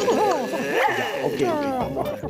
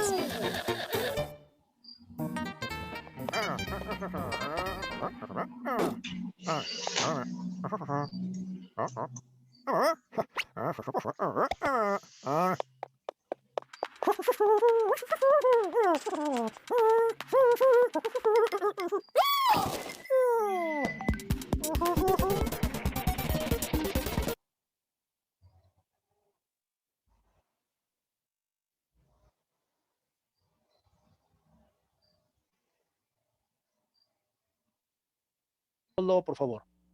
Están relacionados entre sí. Comencemos por incidente. ¿Cuál es la diferencia entre un incidente, un peligro y un riesgo? Si no lo sabes, no lo inventes. Primero, debemos entender que estos tres conceptos están relacionados entre sí. Comencemos por incidente. Incidente es un evento relacionado con el trabajo, en el que ocurre o puede haber ocurrido un daño o deterioro a la salud. Para identificar este concepto, ya sea en una actividad puntual o cotidiana, nos debemos preguntar qué podría suceder. Por ejemplo, sufrir una caída, sufrir un sobreesfuerzo o sufrir un golpe. Continuemos con el segundo concepto, peligro. Cuando hablamos de peligro, nos referimos a una conducta, un elemento o una situación del momento que puede producir un incidente. Para identificar un peligro, hazte la siguiente pregunta. ¿Por qué podría suceder un incidente? Por ejemplo, por subir corriendo una escalera, por mover o transportar un objeto o material, o por falta de orden en el lugar de trabajo. El tercer concepto es riesgo. El riesgo se refiere tanto a la gravedad como a la frecuencia con que puede ocurrir un incidente. Para identificar un riesgo, hazte la siguiente pregunta. ¿Qué tan grave puede ser? O bien, ¿con qué frecuencia puede ocurrir? Y en este caso, pueden ser bajo, medio o alto. Para entenderlo mejor, veamos un ejemplo concreto. Una persona sale con apuro de su espacio de trabajo y sube corriendo la escalera para llegar al segundo piso. Al subir, no utiliza pasamanos y apoya su pie en un peldaño en mal estado. Debido a esto, se tropieza en medio de la escalera, lo que le significa una caída bastante fuerte. En este caso, el incidente es la caída. El peligro es no usar el pasamanos, bajar o subir corriendo, un peldaño en mal estado, y el riesgo es alto, ya que este incidente podría generar una lesión grave o incluso permanente. Sin embargo, debemos entender que siempre es posible evitar un incidente. ¿Cómo? A través de las medidas de control. Una medida de control es una actividad o acción que evita que un peligro genere un incidente. Por ejemplo, bajar caminando y atento a las condiciones. Utilizar siempre el pasamanos y reparar los peldaños deteriorados. Ahora que ya conoces estos conceptos, si identificas alguno de ellos, repórtalo.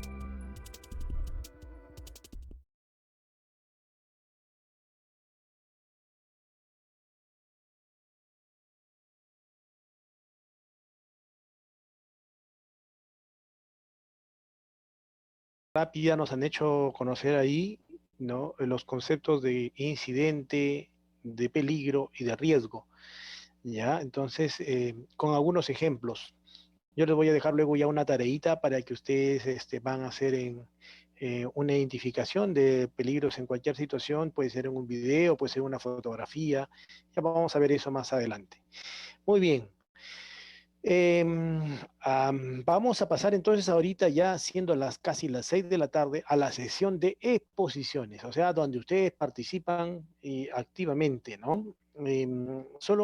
Antes de que, por favor, antes de pasar a ello, quiero que me verifiquen los que participaron hoy día. Hicieron intervenciones, levantaron la mano, hicieron comentarios. A ver, doctora Gerald Apaza, ¿correcto? ¿Sí? Sí, doctor. Gerald Apaza. Sí, doctor. Correa, Dante Correa, ¿sí? Sí, doctor. Bruno Feire. Alessandra Márquez. Correcto. ¿Quién más? ¿Quién más? La doctora Trejo, además, que siempre es Sí, una de doctor. las participantes. ¿Quién más? Joana Gallardo. Gallardo. Joana Gallardo, correcto. ¿Quién más? Basti Cerrón, doctor. Basti con B chica. Sí, con B chica. Cerrón. Cerrón, perdón, Cerrón. Cerrón, ¿dónde está acá? Cerrón. Ok, Lidia Basti, ya estamos. Sí, Lidia. Gracias. ¿Alguien más? ¿Alguien más? Jared Fernández. Yaret Fernández. Creo que usted fue una pregunta, ¿no? ¿Ya? ¿Quién más? Gabriela Campos. Gabriela Campos. Ya. ¿Alguien más? Creo que ahí te me olvido más, ¿no? Ya. Ok, sí, por favor, la idea es que voy a marcar las participaciones. Acuérdense que también hay digamos, una nota, en todo caso, de concepto ante cualquier emergencia, por favor, ¿ya? Tienen que participar. Vamos a pasar entonces a la sección de posiciones y vamos a tener el siguiente orden. Veo que hay un artículo que me han puesto aquí, que dentro de los que yo no les mandé, pero que está muy bien eso. Me han puesto, no, perdón, les di, ¿no? Lo de el noreste de Brasil. El grupo Gabriel Lanza, Brenda Gines, Aralí Tunco, Stephanie Castro, Sebastián Medina, Lice Condori y Gonzalo Larico. Vamos a empezar con este grupo que tiene el artículo sobre Brasil, por favor. A ver, ¿la idea cuál es? ¿Está presente alguno de los representantes? Sí, doctor, yo voy a ser el encargado de Usted es el doctor Gonzalo Larico. Gonzalo Larico. Entonces los demás quedan atentos a las preguntas que yo pudiera hacer o alguno de los auditores. Vamos a poner aquí presentador. Aquí vamos a ver presentador. Vamos a ponerle un color verdecito. Muy bien, Gonzalo. ¿La idea cuál es? La idea es, por favor, atentos todos, es que solo vamos a hablar 3 minutos, ¿ya? O sea, no es que van a hablar media hora, porque si no, no terminamos. 3 minutos sobre lo esencial que han encontrado, importantísimo, de ese artículo. Muy bien, empecemos ya. A ver. Adelante, doctor Larico. Okay. Estoy visualizando su presentación. Bien. En esta oportunidad voy a hablar un resumen de lo que era el artículo titulado Enfermedades relacionadas con el trabajo y demandas de indemnización relacionadas a la salud, que fue evaluado en el noreste de Brasil en el año 2000. Como una pequeña introducción, se nos da a conocer de que en Brasil las reclamaciones por enfermedades relacionadas con el trabajo fueron en aumento de 5.025 del año 1988 a 30.334 en el año 2005. Todo esto estaba entre los trabajadores que estaban bajo el régimen general de previdencia social, y esto resultaba en un incremento, ¿no?, de esos beneficios ocupacionales. Pero por otro lado se mencionaba de que había una tendencia decreciente para la aparición de estas enfermedades en los países desarrollados. Una de estas causas se debía o se menciona de que puede ser a lo que se conoce como un subregistro, o sea, la falta de información correspondiente a estas enfermedades. Acá hay 2 puntos importantes a tratar antes de continuar, es de que hasta marzo de 2007 el Instituto Nacional de Seguridad Social tenía un nexo, ¿no?, el contacto, que era el CAT, que esa era la unión entre la empresa y el Instituto Nacional de Seguridad Social. Pero a partir de abril de 2007 ya fue cambiando, o sea, se estableció otro nexo que era el nexo técnico epidemiológico. En cuanto a la metodología, esta fue un estudio transversal y se utilizó los registros del propio INSS, que evaluaba tanto los problemas de salud generales como los problemas laborales que llevaban a la incapacidad temporal. Un total de 29.158 fueron los estudiados y la codificación que en la siguiente slide les voy a explicar un poco más concreto. Primeramente, los resultados, en total de todas las evaluación, se destacó que 17.282 fueron por enfermedades y entre otras causas. Lo que nos correspondía al artículo era sobre cuáles enfermedades están relacionadas con el trabajo. Se destacó de que fueron 935 personas, un 3,1% de todas las prestaciones que se hubo. De los sistemas más afectados, el primero fue el sistema musculoesquelético y el tejido conectivo, un 70%, y destacadamente de acá se destacó 3 enfermedades principales, que fueron el síndrome de túnel carpiano, la tenosinovitis y la degeneración del disco lumbar intervertebral lumbar. Y como se puede notar que fue en mayor proporción, que fueron un total de 515 personas que tenían que padecían esta patología y que recibieron también su remuneración. En la tabla 4 podemos encontrar primeramente en qué sectores, ¿no? En qué sectores de comercio se ven más afectados. Por ejemplo, en el síndrome de túnel carpiano se vio más afectado un porcentaje de 69.5% en lo que era una intermediación financiera, el estado real, entre otros. Y de igual manera también se vio lo que era la tenosinovitis en el mismo tipo de comercio. Entre otros, hablando de la tenosinovitis, que fueron los porcentajes más altos, se encontró el comercio de manufactura y lo que era transporte y servicios postales. Y acá lo interesante era de que, a pesar de estos porcentajes tan altos, un tercio de esos beneficios se otorgaron como no relacionados con el trabajo, o sea, no tenía la correspondencia al trabajo. Como una pequeña discusión, lo importante acá era de que las enfermedades relacionadas con el trabajo solamente representan menos del 30% del total, y de que a pesar de que hay otras enfermedades relacionadas al trabajo que puedan ser enfermedades del sistema respiratorio de la piel, aparecen en porcentajes menores, lo que sugería un underreporting de un subregistro, que era de que las empresas no mencionaban o no daban a conocer al INSS de que sus empleados tenían algunas enfermedades relacionadas al trabajo, por lo cual no encajaba esos datos.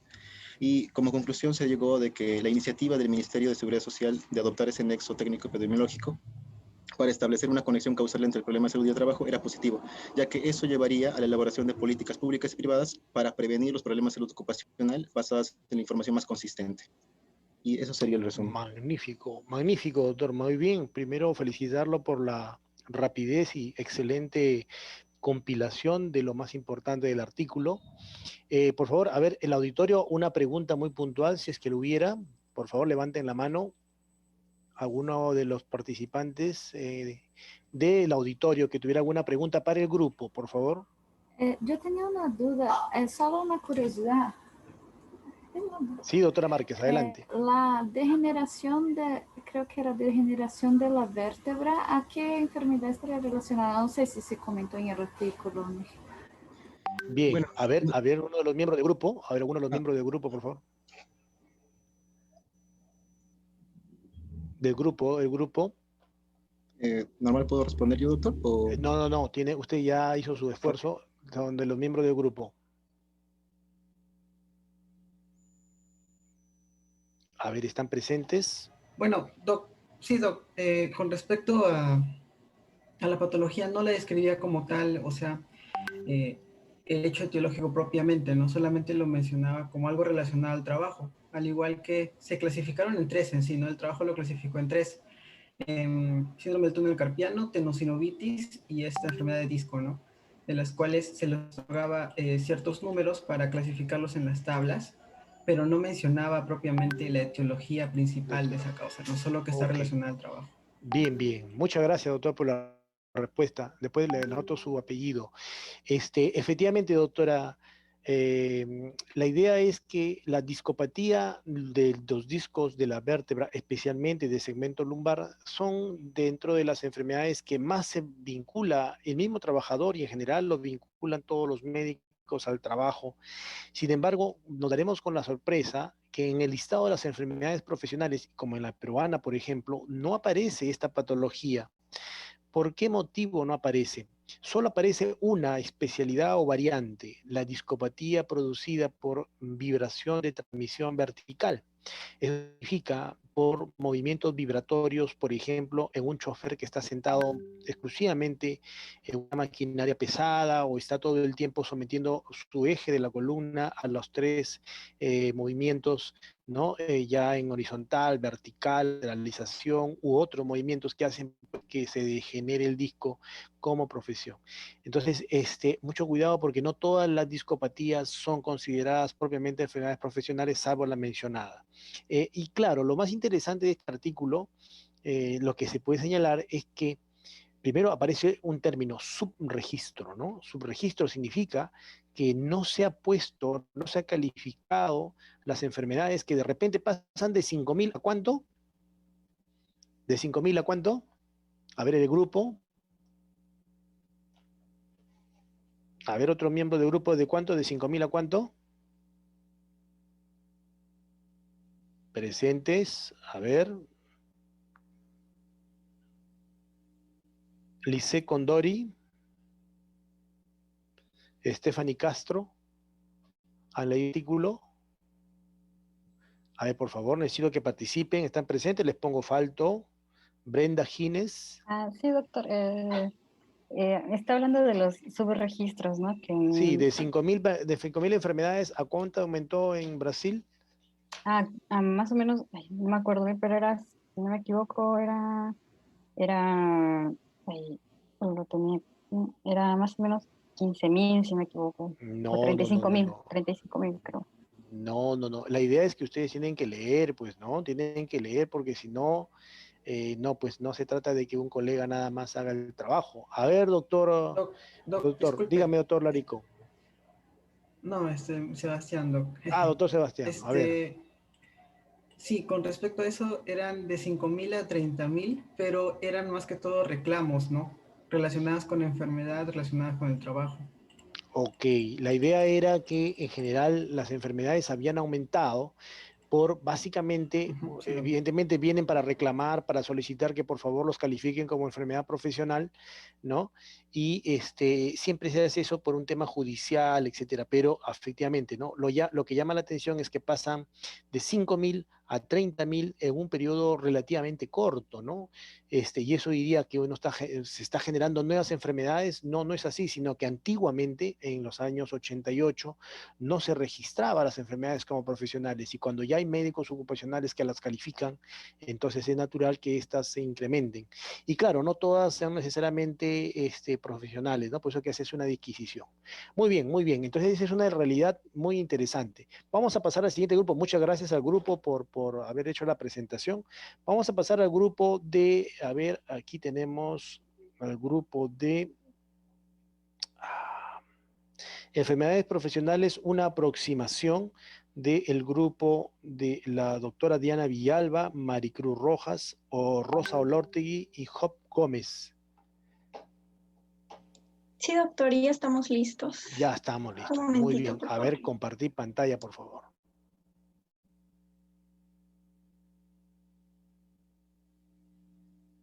Muy bien.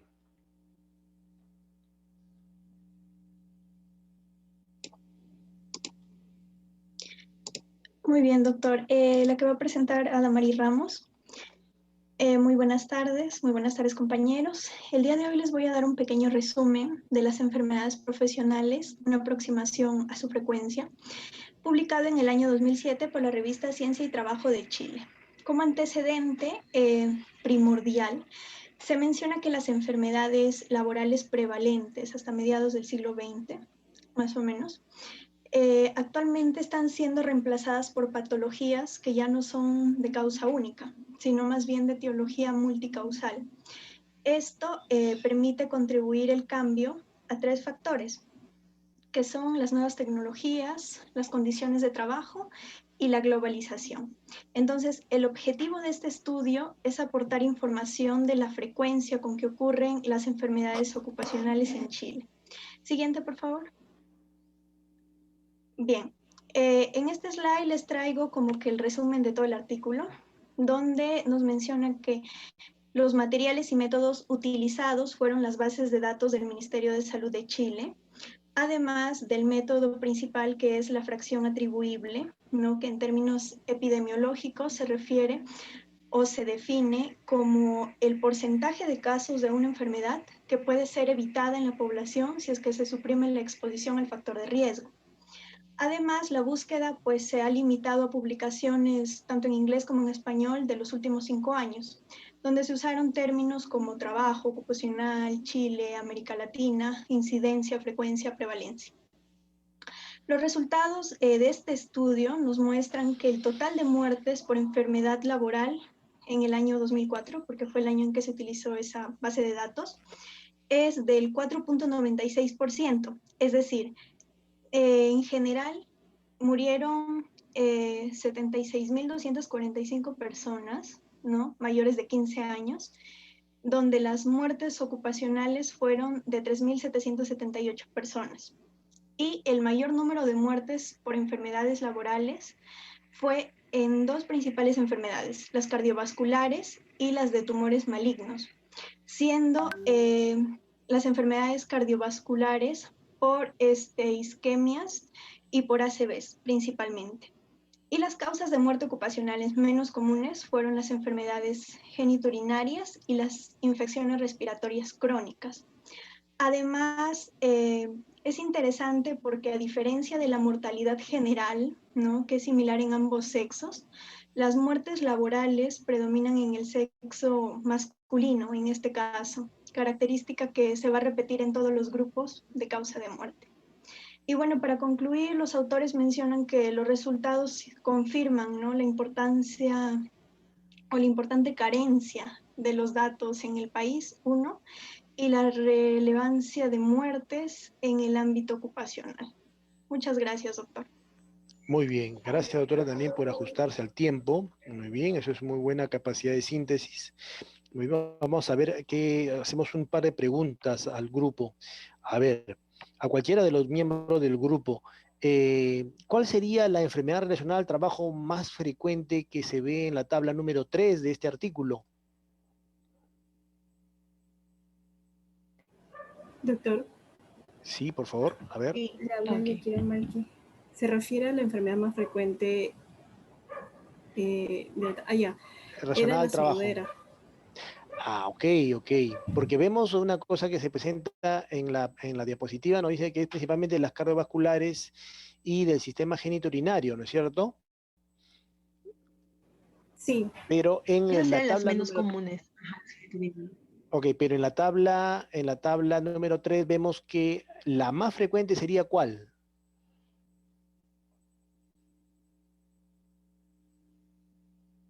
En la tabla número 3. Bueno, según el número decía sordera con un número de 3.248, luego le seguía la dermatitis y luego el lumbago, ¿no? Muy bien, veamos ahí, veamos la tabla, ¿no? Hay una diferencia epidemiológica en cuanto a las cifras en tasa y en cuanto a números absolutos, ¿no es cierto? A ver, a otro de los miembros, por favor, Ana Lindo o Samuel Coaquira o Benjamín Quispe. No, que ellos no son de nuestro grupo. Ah, perdón, me estoy confundiendo de grupo. Rosa Olortegui, ¿sí? Sí, doc. Yo interpreto que la enfermedad más frecuente es el lumbago, porque esta se presenta en 41 por cada 10.000 trabajadores. Ok. Respecto a las otras. Y no, incluso si vemos el número absoluto, ¿no? Vemos 24.211 casos, que es una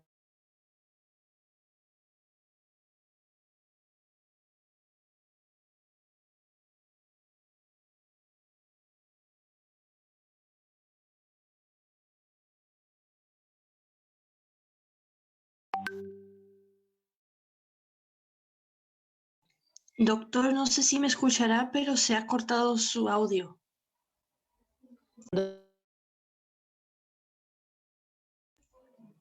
No se le escucha, Doc. Pensé que era mi internet. Por dos. Doctor, ¿nos escucha?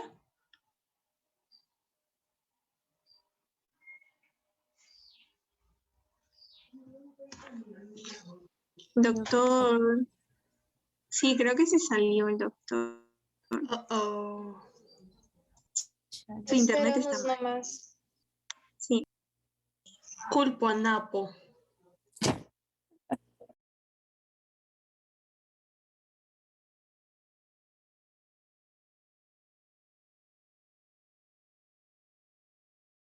Ok, de nuevo estoy aquí diciendo de que siempre hay que ver la de las tasas, ¿no? Las tasas y no fijarnos solamente solo en valores absolutos, pero muy importante tener en cuenta esa tabla número 3 en este artículo, por favor, ¿ya? Muy bien, felicitaciones al grupo por la capacidad de resumen y haber hecho el esfuerzo de presentarnos su presentación. Muy bien, a ver, vamos a ver, el siguiente grupo que va a hacer la exposición rápidamente va a ser el grupo de, vamos a dejarlo esto ya de las enfermedades ocupacionales. Hay un artículo que yo escribí, uno de mis primeros aportes que hice ahí cuando hice una revisión en el hospital Almenara de cuántas enfermedades profesionales reportaba mi hospital y no reportaba nada, o sea, como que si no existiera, ¿no? Y eso pues es un error, ¿no? Es un error garrafal, ¿no? Muy bien, vamos a ver el grupo de CISA.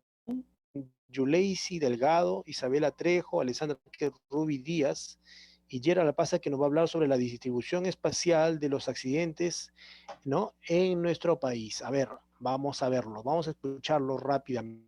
Doctor, buenas. Sí. Yo voy a presentar, Gonzalo Pacori. Muy bien, doctor Gonzalo. A ver, espérese un ratito para anotarlo. Pacori, ya está. Hace un ratito presentó la doctora Adriana de esta, Adamari Ramos, ¿no? Adamari Ramos presentó. Y antes de ella presentó el doctor, ¿dónde está? Larico, ahí está anotado. Muy bien. A ver, doctor, adelante, por favor. A ver. Doc, ¿puede ver la pantalla? Sí, ya está listo. Dele usted. Ya. Bueno, doctor, buenas tardes. Buenas tardes, compañeros. Vamos a hablar acerca del tema de distribución espacial de los accidentes y enfermedades relacionadas con el trabajo en el Perú en el periodo del 2012 al 2014. A ver. Ya, como una introducción, este es un estudio exploratorio, ¿no? Ecológico de distribución espacial donde se tuvo 4 variables, ¿no? Accidentes mortales, accidentes de trabajo, incidentes peligrosos y enfermedades ocupacionales, de las cuales se utilizó como la unidad en general las 25 regiones del Perú en un intervalo de 2 años, ¿no? De 2012 al 2014. Donde el Ministerio de Trabajo y Promoción del Empleo, ¿no? Definió cada una de estas variables: accidente mortal, accidente de trabajo, peligrosos y de enfermedades ocupacionales. Hablando de accidentes mortales, se dice cuando es una lesión que genera la muerte del trabajador, ¿no? Sin tomar en cuenta desde el momento del deceso desde el incidente hasta el deceso del paciente, ¿no? El accidente de trabajo como un suceso repentino, ¿no? Que sobreviene por causa o ocasión del trabajo. Incidente peligroso es todo suceso potencialmente riesgoso que pudiera causar enfermedades o lesiones o enfermedades a las personas en su trabajo. Y en enfermedades ocupacionales, como ya se dijo anteriormente, es contraída como resultado de la exposición a factores de riesgo, puede ser biológicos, químicos o físicos. En cuanto a la obtención de los datos para este estudio, se tuvo del reportes registrados de los anuarios estadísticos 2012, ¿no? Por el Ministerio de Trabajo y Promoción del Empleo, de su página web, y del sitio del web también del Instituto Nacional de Estadística e Informática del INE. Hablando así esto ya del gráfico en general, este gráfico nos dice los números de eventos reportados por regiones durante el periodo de estudio, ¿no? 2012 a 2014, siendo el total de casos reportados de 52.887 casos, y donde el 93% de estos accidentes de trabajo son netamente de accidentes de trabajo, el 5.1% es de incidentes peligrosos, enfermedades ocupacionales del 1% y accidentes mortales del 0.9%. Viendo aquí en la gráfica, Lima es el lugar donde hay mayor prevalencia de estos casos, ¿no? Siendo seguida por Arequipa y Callao. Ya. En cuanto a estos gráficos, cada uno nos detalla acerca de las variables ya dichas antes, donde la figura 1, ¿no? Son accidentes mortales, donde los picos más altos casi siempre están en Lima y Callao, y donde sorprendentemente, ¿no? Dice que no reportó ningún accidente mortal Amazonas y Madre de Dios, ¿no? Que no hubo ningún caso. En cuanto a la figura 1B, accidente de trabajo, los valores más altos sigue siendo para Lima y más bajos para San Martín, Apurímac, Madre de Dios, Amazonas y Huánuco. En cuanto a los incidentes peligrosos, se reportaron un total de 2.689, donde también los porcentajes más altos se dieron en Lima, Arequipa y Callao y Piura-Ica, ¿no? Son los valores más altos. Y una puntuación más baja en la Amazonas Huancavelica. En la figura B se puede ver las enfermedades ocupacionales, ¿no? De un total de 522 casos reportados, donde nos dicen que en 15 regiones de nuestro país no se registró ni un solo caso de enfermedades ocupacionales, ¿no? Que es algo que no está bien, no está bien registrado. Hablando un poco acerca de la concentración de enfermedades ocupacionales según la actividad económica, se dividió por cada 100.000 habitantes en tres variables fundamentales, ¿no? La explotación de minas y canteras, las industrias manufactureras y la construcción, siendo de ellas de la mayor prevalencia la explotación de minas con un 49.2%, la segunda la industria manufactureras de 23.4%, siendo Callao, Lima e Ica las únicas regiones que reportan este tipo de eventos, y las actividades de construcción un 8% en Lima y Ancash.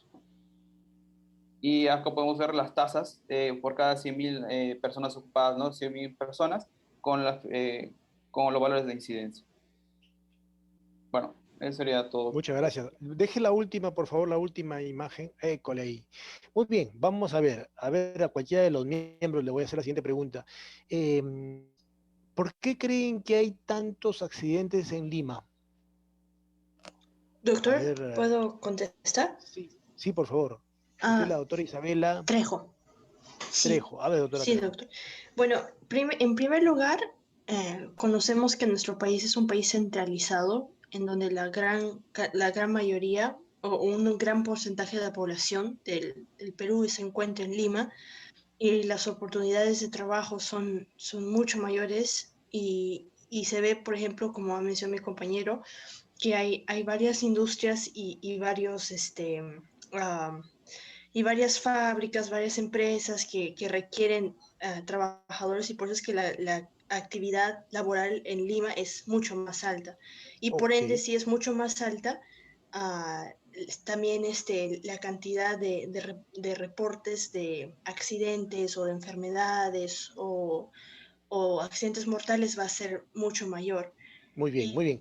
Hasta ahí está bien, está muy bien. Muchas gracias por su intervención. Y es muy cierto porque las empresas, sobre todo incluso las que están con sedes a nivel de provincias, tienen su, digamos, oficina o centro matriz en Lima, ¿no? Lima es la que congrega todo ello, y efectivamente la mayor cantidad de accidentes la reportan las empresas de Lima. Quiere decir eso que en provincias, pues no es que no haya accidentes, sino que no son registrados adecuadamente ya en las emergencias, ya en las propias empresas, o porque quién sabe, hay empresas menos organizadas, menos complejas, que incluso tienen menos obligaciones, entre comillas, menos obligaciones legales, ¿no? No reportan, hay más informalidad. Muy bien. A ver, a otro miembro, por favor, ¿qué le parece o qué opina sobre esta tabla que estamos viendo, ¿no? Que las enfermedades ocupacionales en el Perú son 0,000000010, puro cero estamos aquí, ¿no? ¿Qué opina? A ver, un miembro del grupo. Doctor, yo soy Alessandra. Está muy submencionado, ¿no? Las enfermedades. Están subregistradas, ¿no? Quiere decir que los médicos, los que nos encargamos justamente de definir si una enfermedad es ocupacional en la consulta privada, en los hospitales públicos, en las clínicas privadas, en las emergencias, somos los médicos, y nosotros no le ponemos el apellido a esas enfermedades, porque no las conocemos, porque creemos que no tiene que ver con nosotros, con alguien que será, pero conmigo no. Y lamentablemente eso va en contra del trabajador, de la empresa y del país. ¿Vieron entonces cómo los europeos, los primeros países, los más desarrollados, tienen miles de enfermedades, ¿no? Incluso vimos aquí nada más un país tan cercano como Brasil, y ni qué decir de Chile, ¿no? Que sí tienen registros. Eso no quiere decir que nosotros pues estamos viviendo en un país de maravillas o un paraíso, por lo contrario, ¿no? Tenemos una alta incidencia de estas enfermedades, y es obligación de los médicos nuevos, los médicos jóvenes, el diagnosticar estas enfermedades profesionales. Muy bien, muy bien, muy bien. Sí, por favor, a ver, un comentario más, sí, por favor. Doctor, ay, perdón. Ya, es solamente una pregunta, solamente un aporte con lo que acabo de decir, de que por qué no hay tantas enfermedades ocupacionales, es porque hay que recordar que este estudio fue hecho solamente en un periodo de 2 años.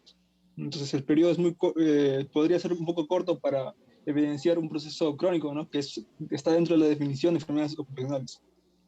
Bueno, sí, también es una muy buena tingencia, sí, claro que sí, pero aún así, incluso extendiendo un poquito más, y yo le digo porque mi hospital nada más, ¿no? Solo una pequeña realidad, he buscado en mis trabajadores enfermedades profesionales y la verdad es que nos quedamos cortos con la calificación, incluso siendo nosotros especialistas en medicina ocupacional. ¿Por qué? Porque muchas veces se queda en la historia clínica y no llega al registro de este sistema que se llama el SAT, el sistema de registro del Ministerio de Trabajo. Hay un enorme vacío, un enorme abismo que no se puede cruzar porque sencillamente no hay sanciones, no hay obligación, no hay supervisión de que se cumplan estas entregas o estas informaciones, y además porque sobre todo, lo más importante creo yo, lo señalé en mi artículo, es el que los médicos no están preparados, no están seguros para decir esto es por el trabajo, ¿no? Muy bien, había una intervención más, me parece. Sí, doctor, quería agregar algo más a lo que corresponde a los valores nulos que se encontró en las tablas. Yo creo que dos problemas principales sería que uno de ellos, que en el Perú existe mucho la informalidad en el trabajo, entonces yo creo que habiendo eso, incluso los valores de Lima deberían ser mucho más elevados. Eso es uno. Y el segundo es que, como usted mencionó hace un momento en la ponencia, los médicos de salud ocupacional no son muchos, entonces dudo que haya una cantidad razonable en provincia como para poder reportar estos casos. Muy buena tingencia, mi estimada doctora Trejo. Efectivamente, también es muy cierto. Y es por eso que, si ustedes se han dado cuenta, desde el primer día estoy que los invito a la especialidad. Porque necesitamos, la verdad, muchos médicos. Y claro, ojo, miren, yo les digo, en Argentina, por ejemplo, los especialistas en traumatología, en dermatología, en otorrinolaringología, neurología, son especialistas, pero tienen una segunda especialidad, es decir, son neurólogos ocupacionales, otorrinos ocupacionales, traumatólogos ocupacionales. Esa puede ser una excelente fuente también de, digamos, de investigación y de trabajo y de satisfacción personal, ¿no? Muy bien, vamos a cerrar nuestra sesión con el último grupo, el grupo de la doctora Gabriela Campos, Gallardo Joana, Lizano Astrid, Lizano Catherine, Torreal Vallanela, Yempen Charon y Joel Yalin, que nos van a hablar sobre un artículo muy interesante que tiene que ver con nosotros como médicos, ustedes como residentes. Un artículo un poquito antiguo, pero muy interesante, ¿no? Publicado en el New England Journal of Medicine. Por favor, autores, adelante.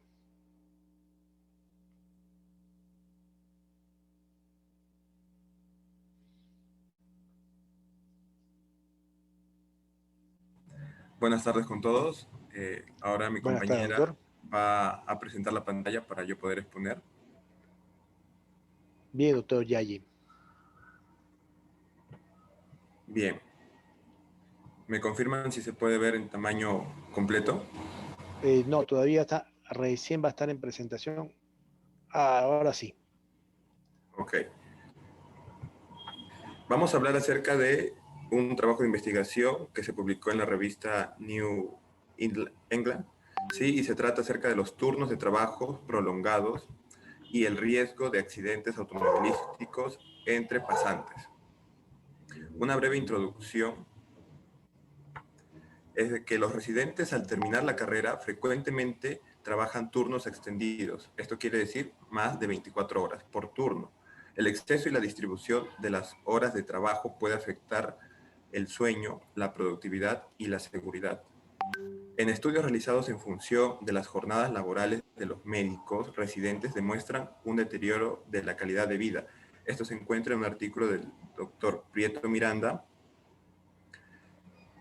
También en nuestro artículo nos menciona como una breve introducción que el riesgo de choque relacionado con la fatiga es una de las principales causas de choque fatales de los camiones en Estados Unidos, porque el artículo se realizó en una población de Estados Unidos.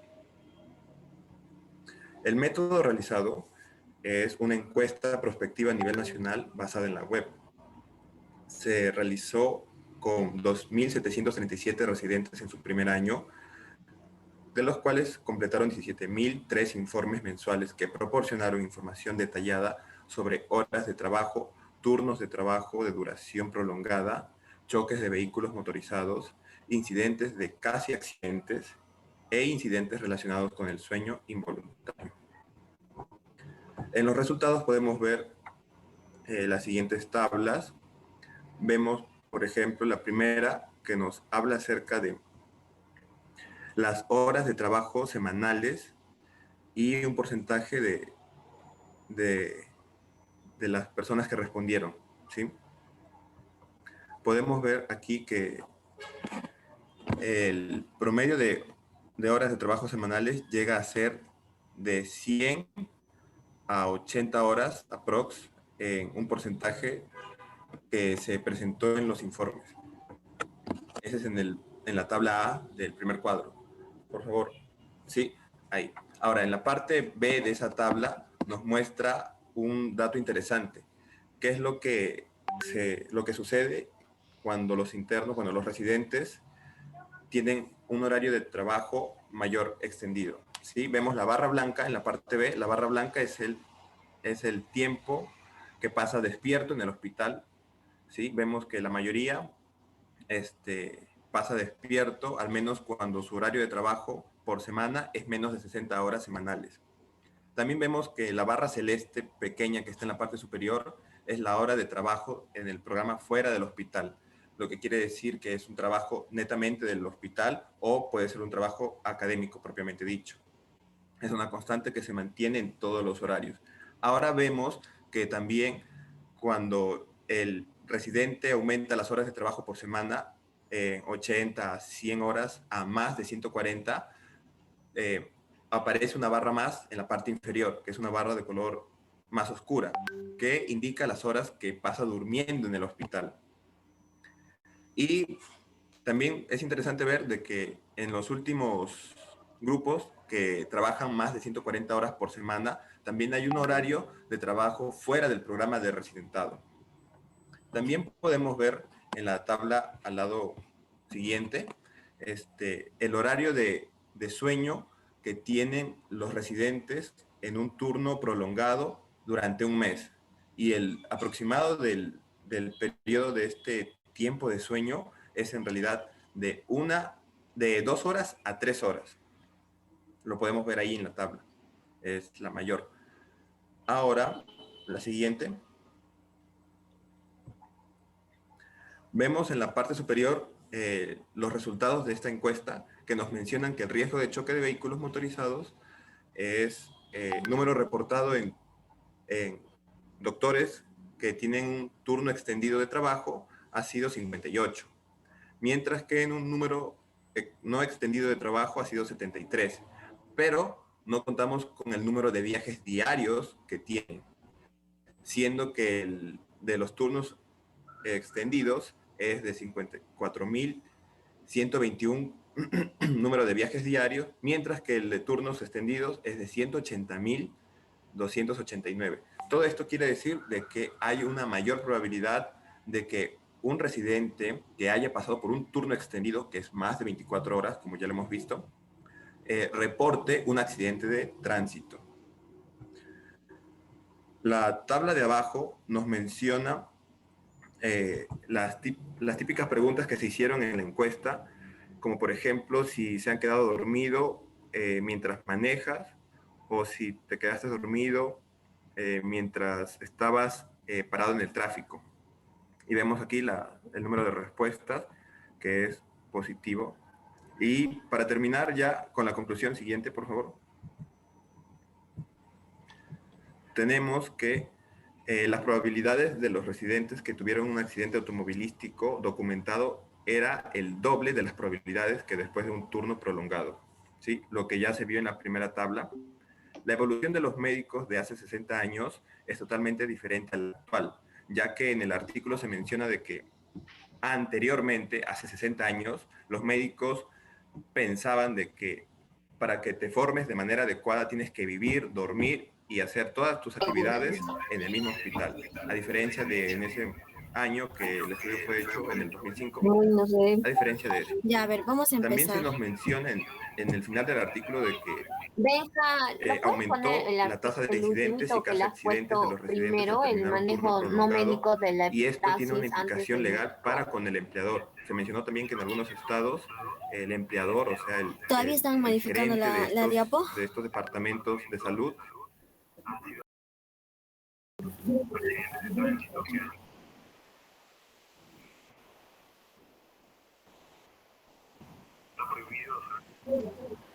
Voy a compartir ya. Ah, ya. 4 minutos, chicos. Estamos pendientes. Hay que esperar. ¿Quiénes nos faltan? 4 minutos cada uno. Nos controlamos hasta y vamos a llegar a tiempo.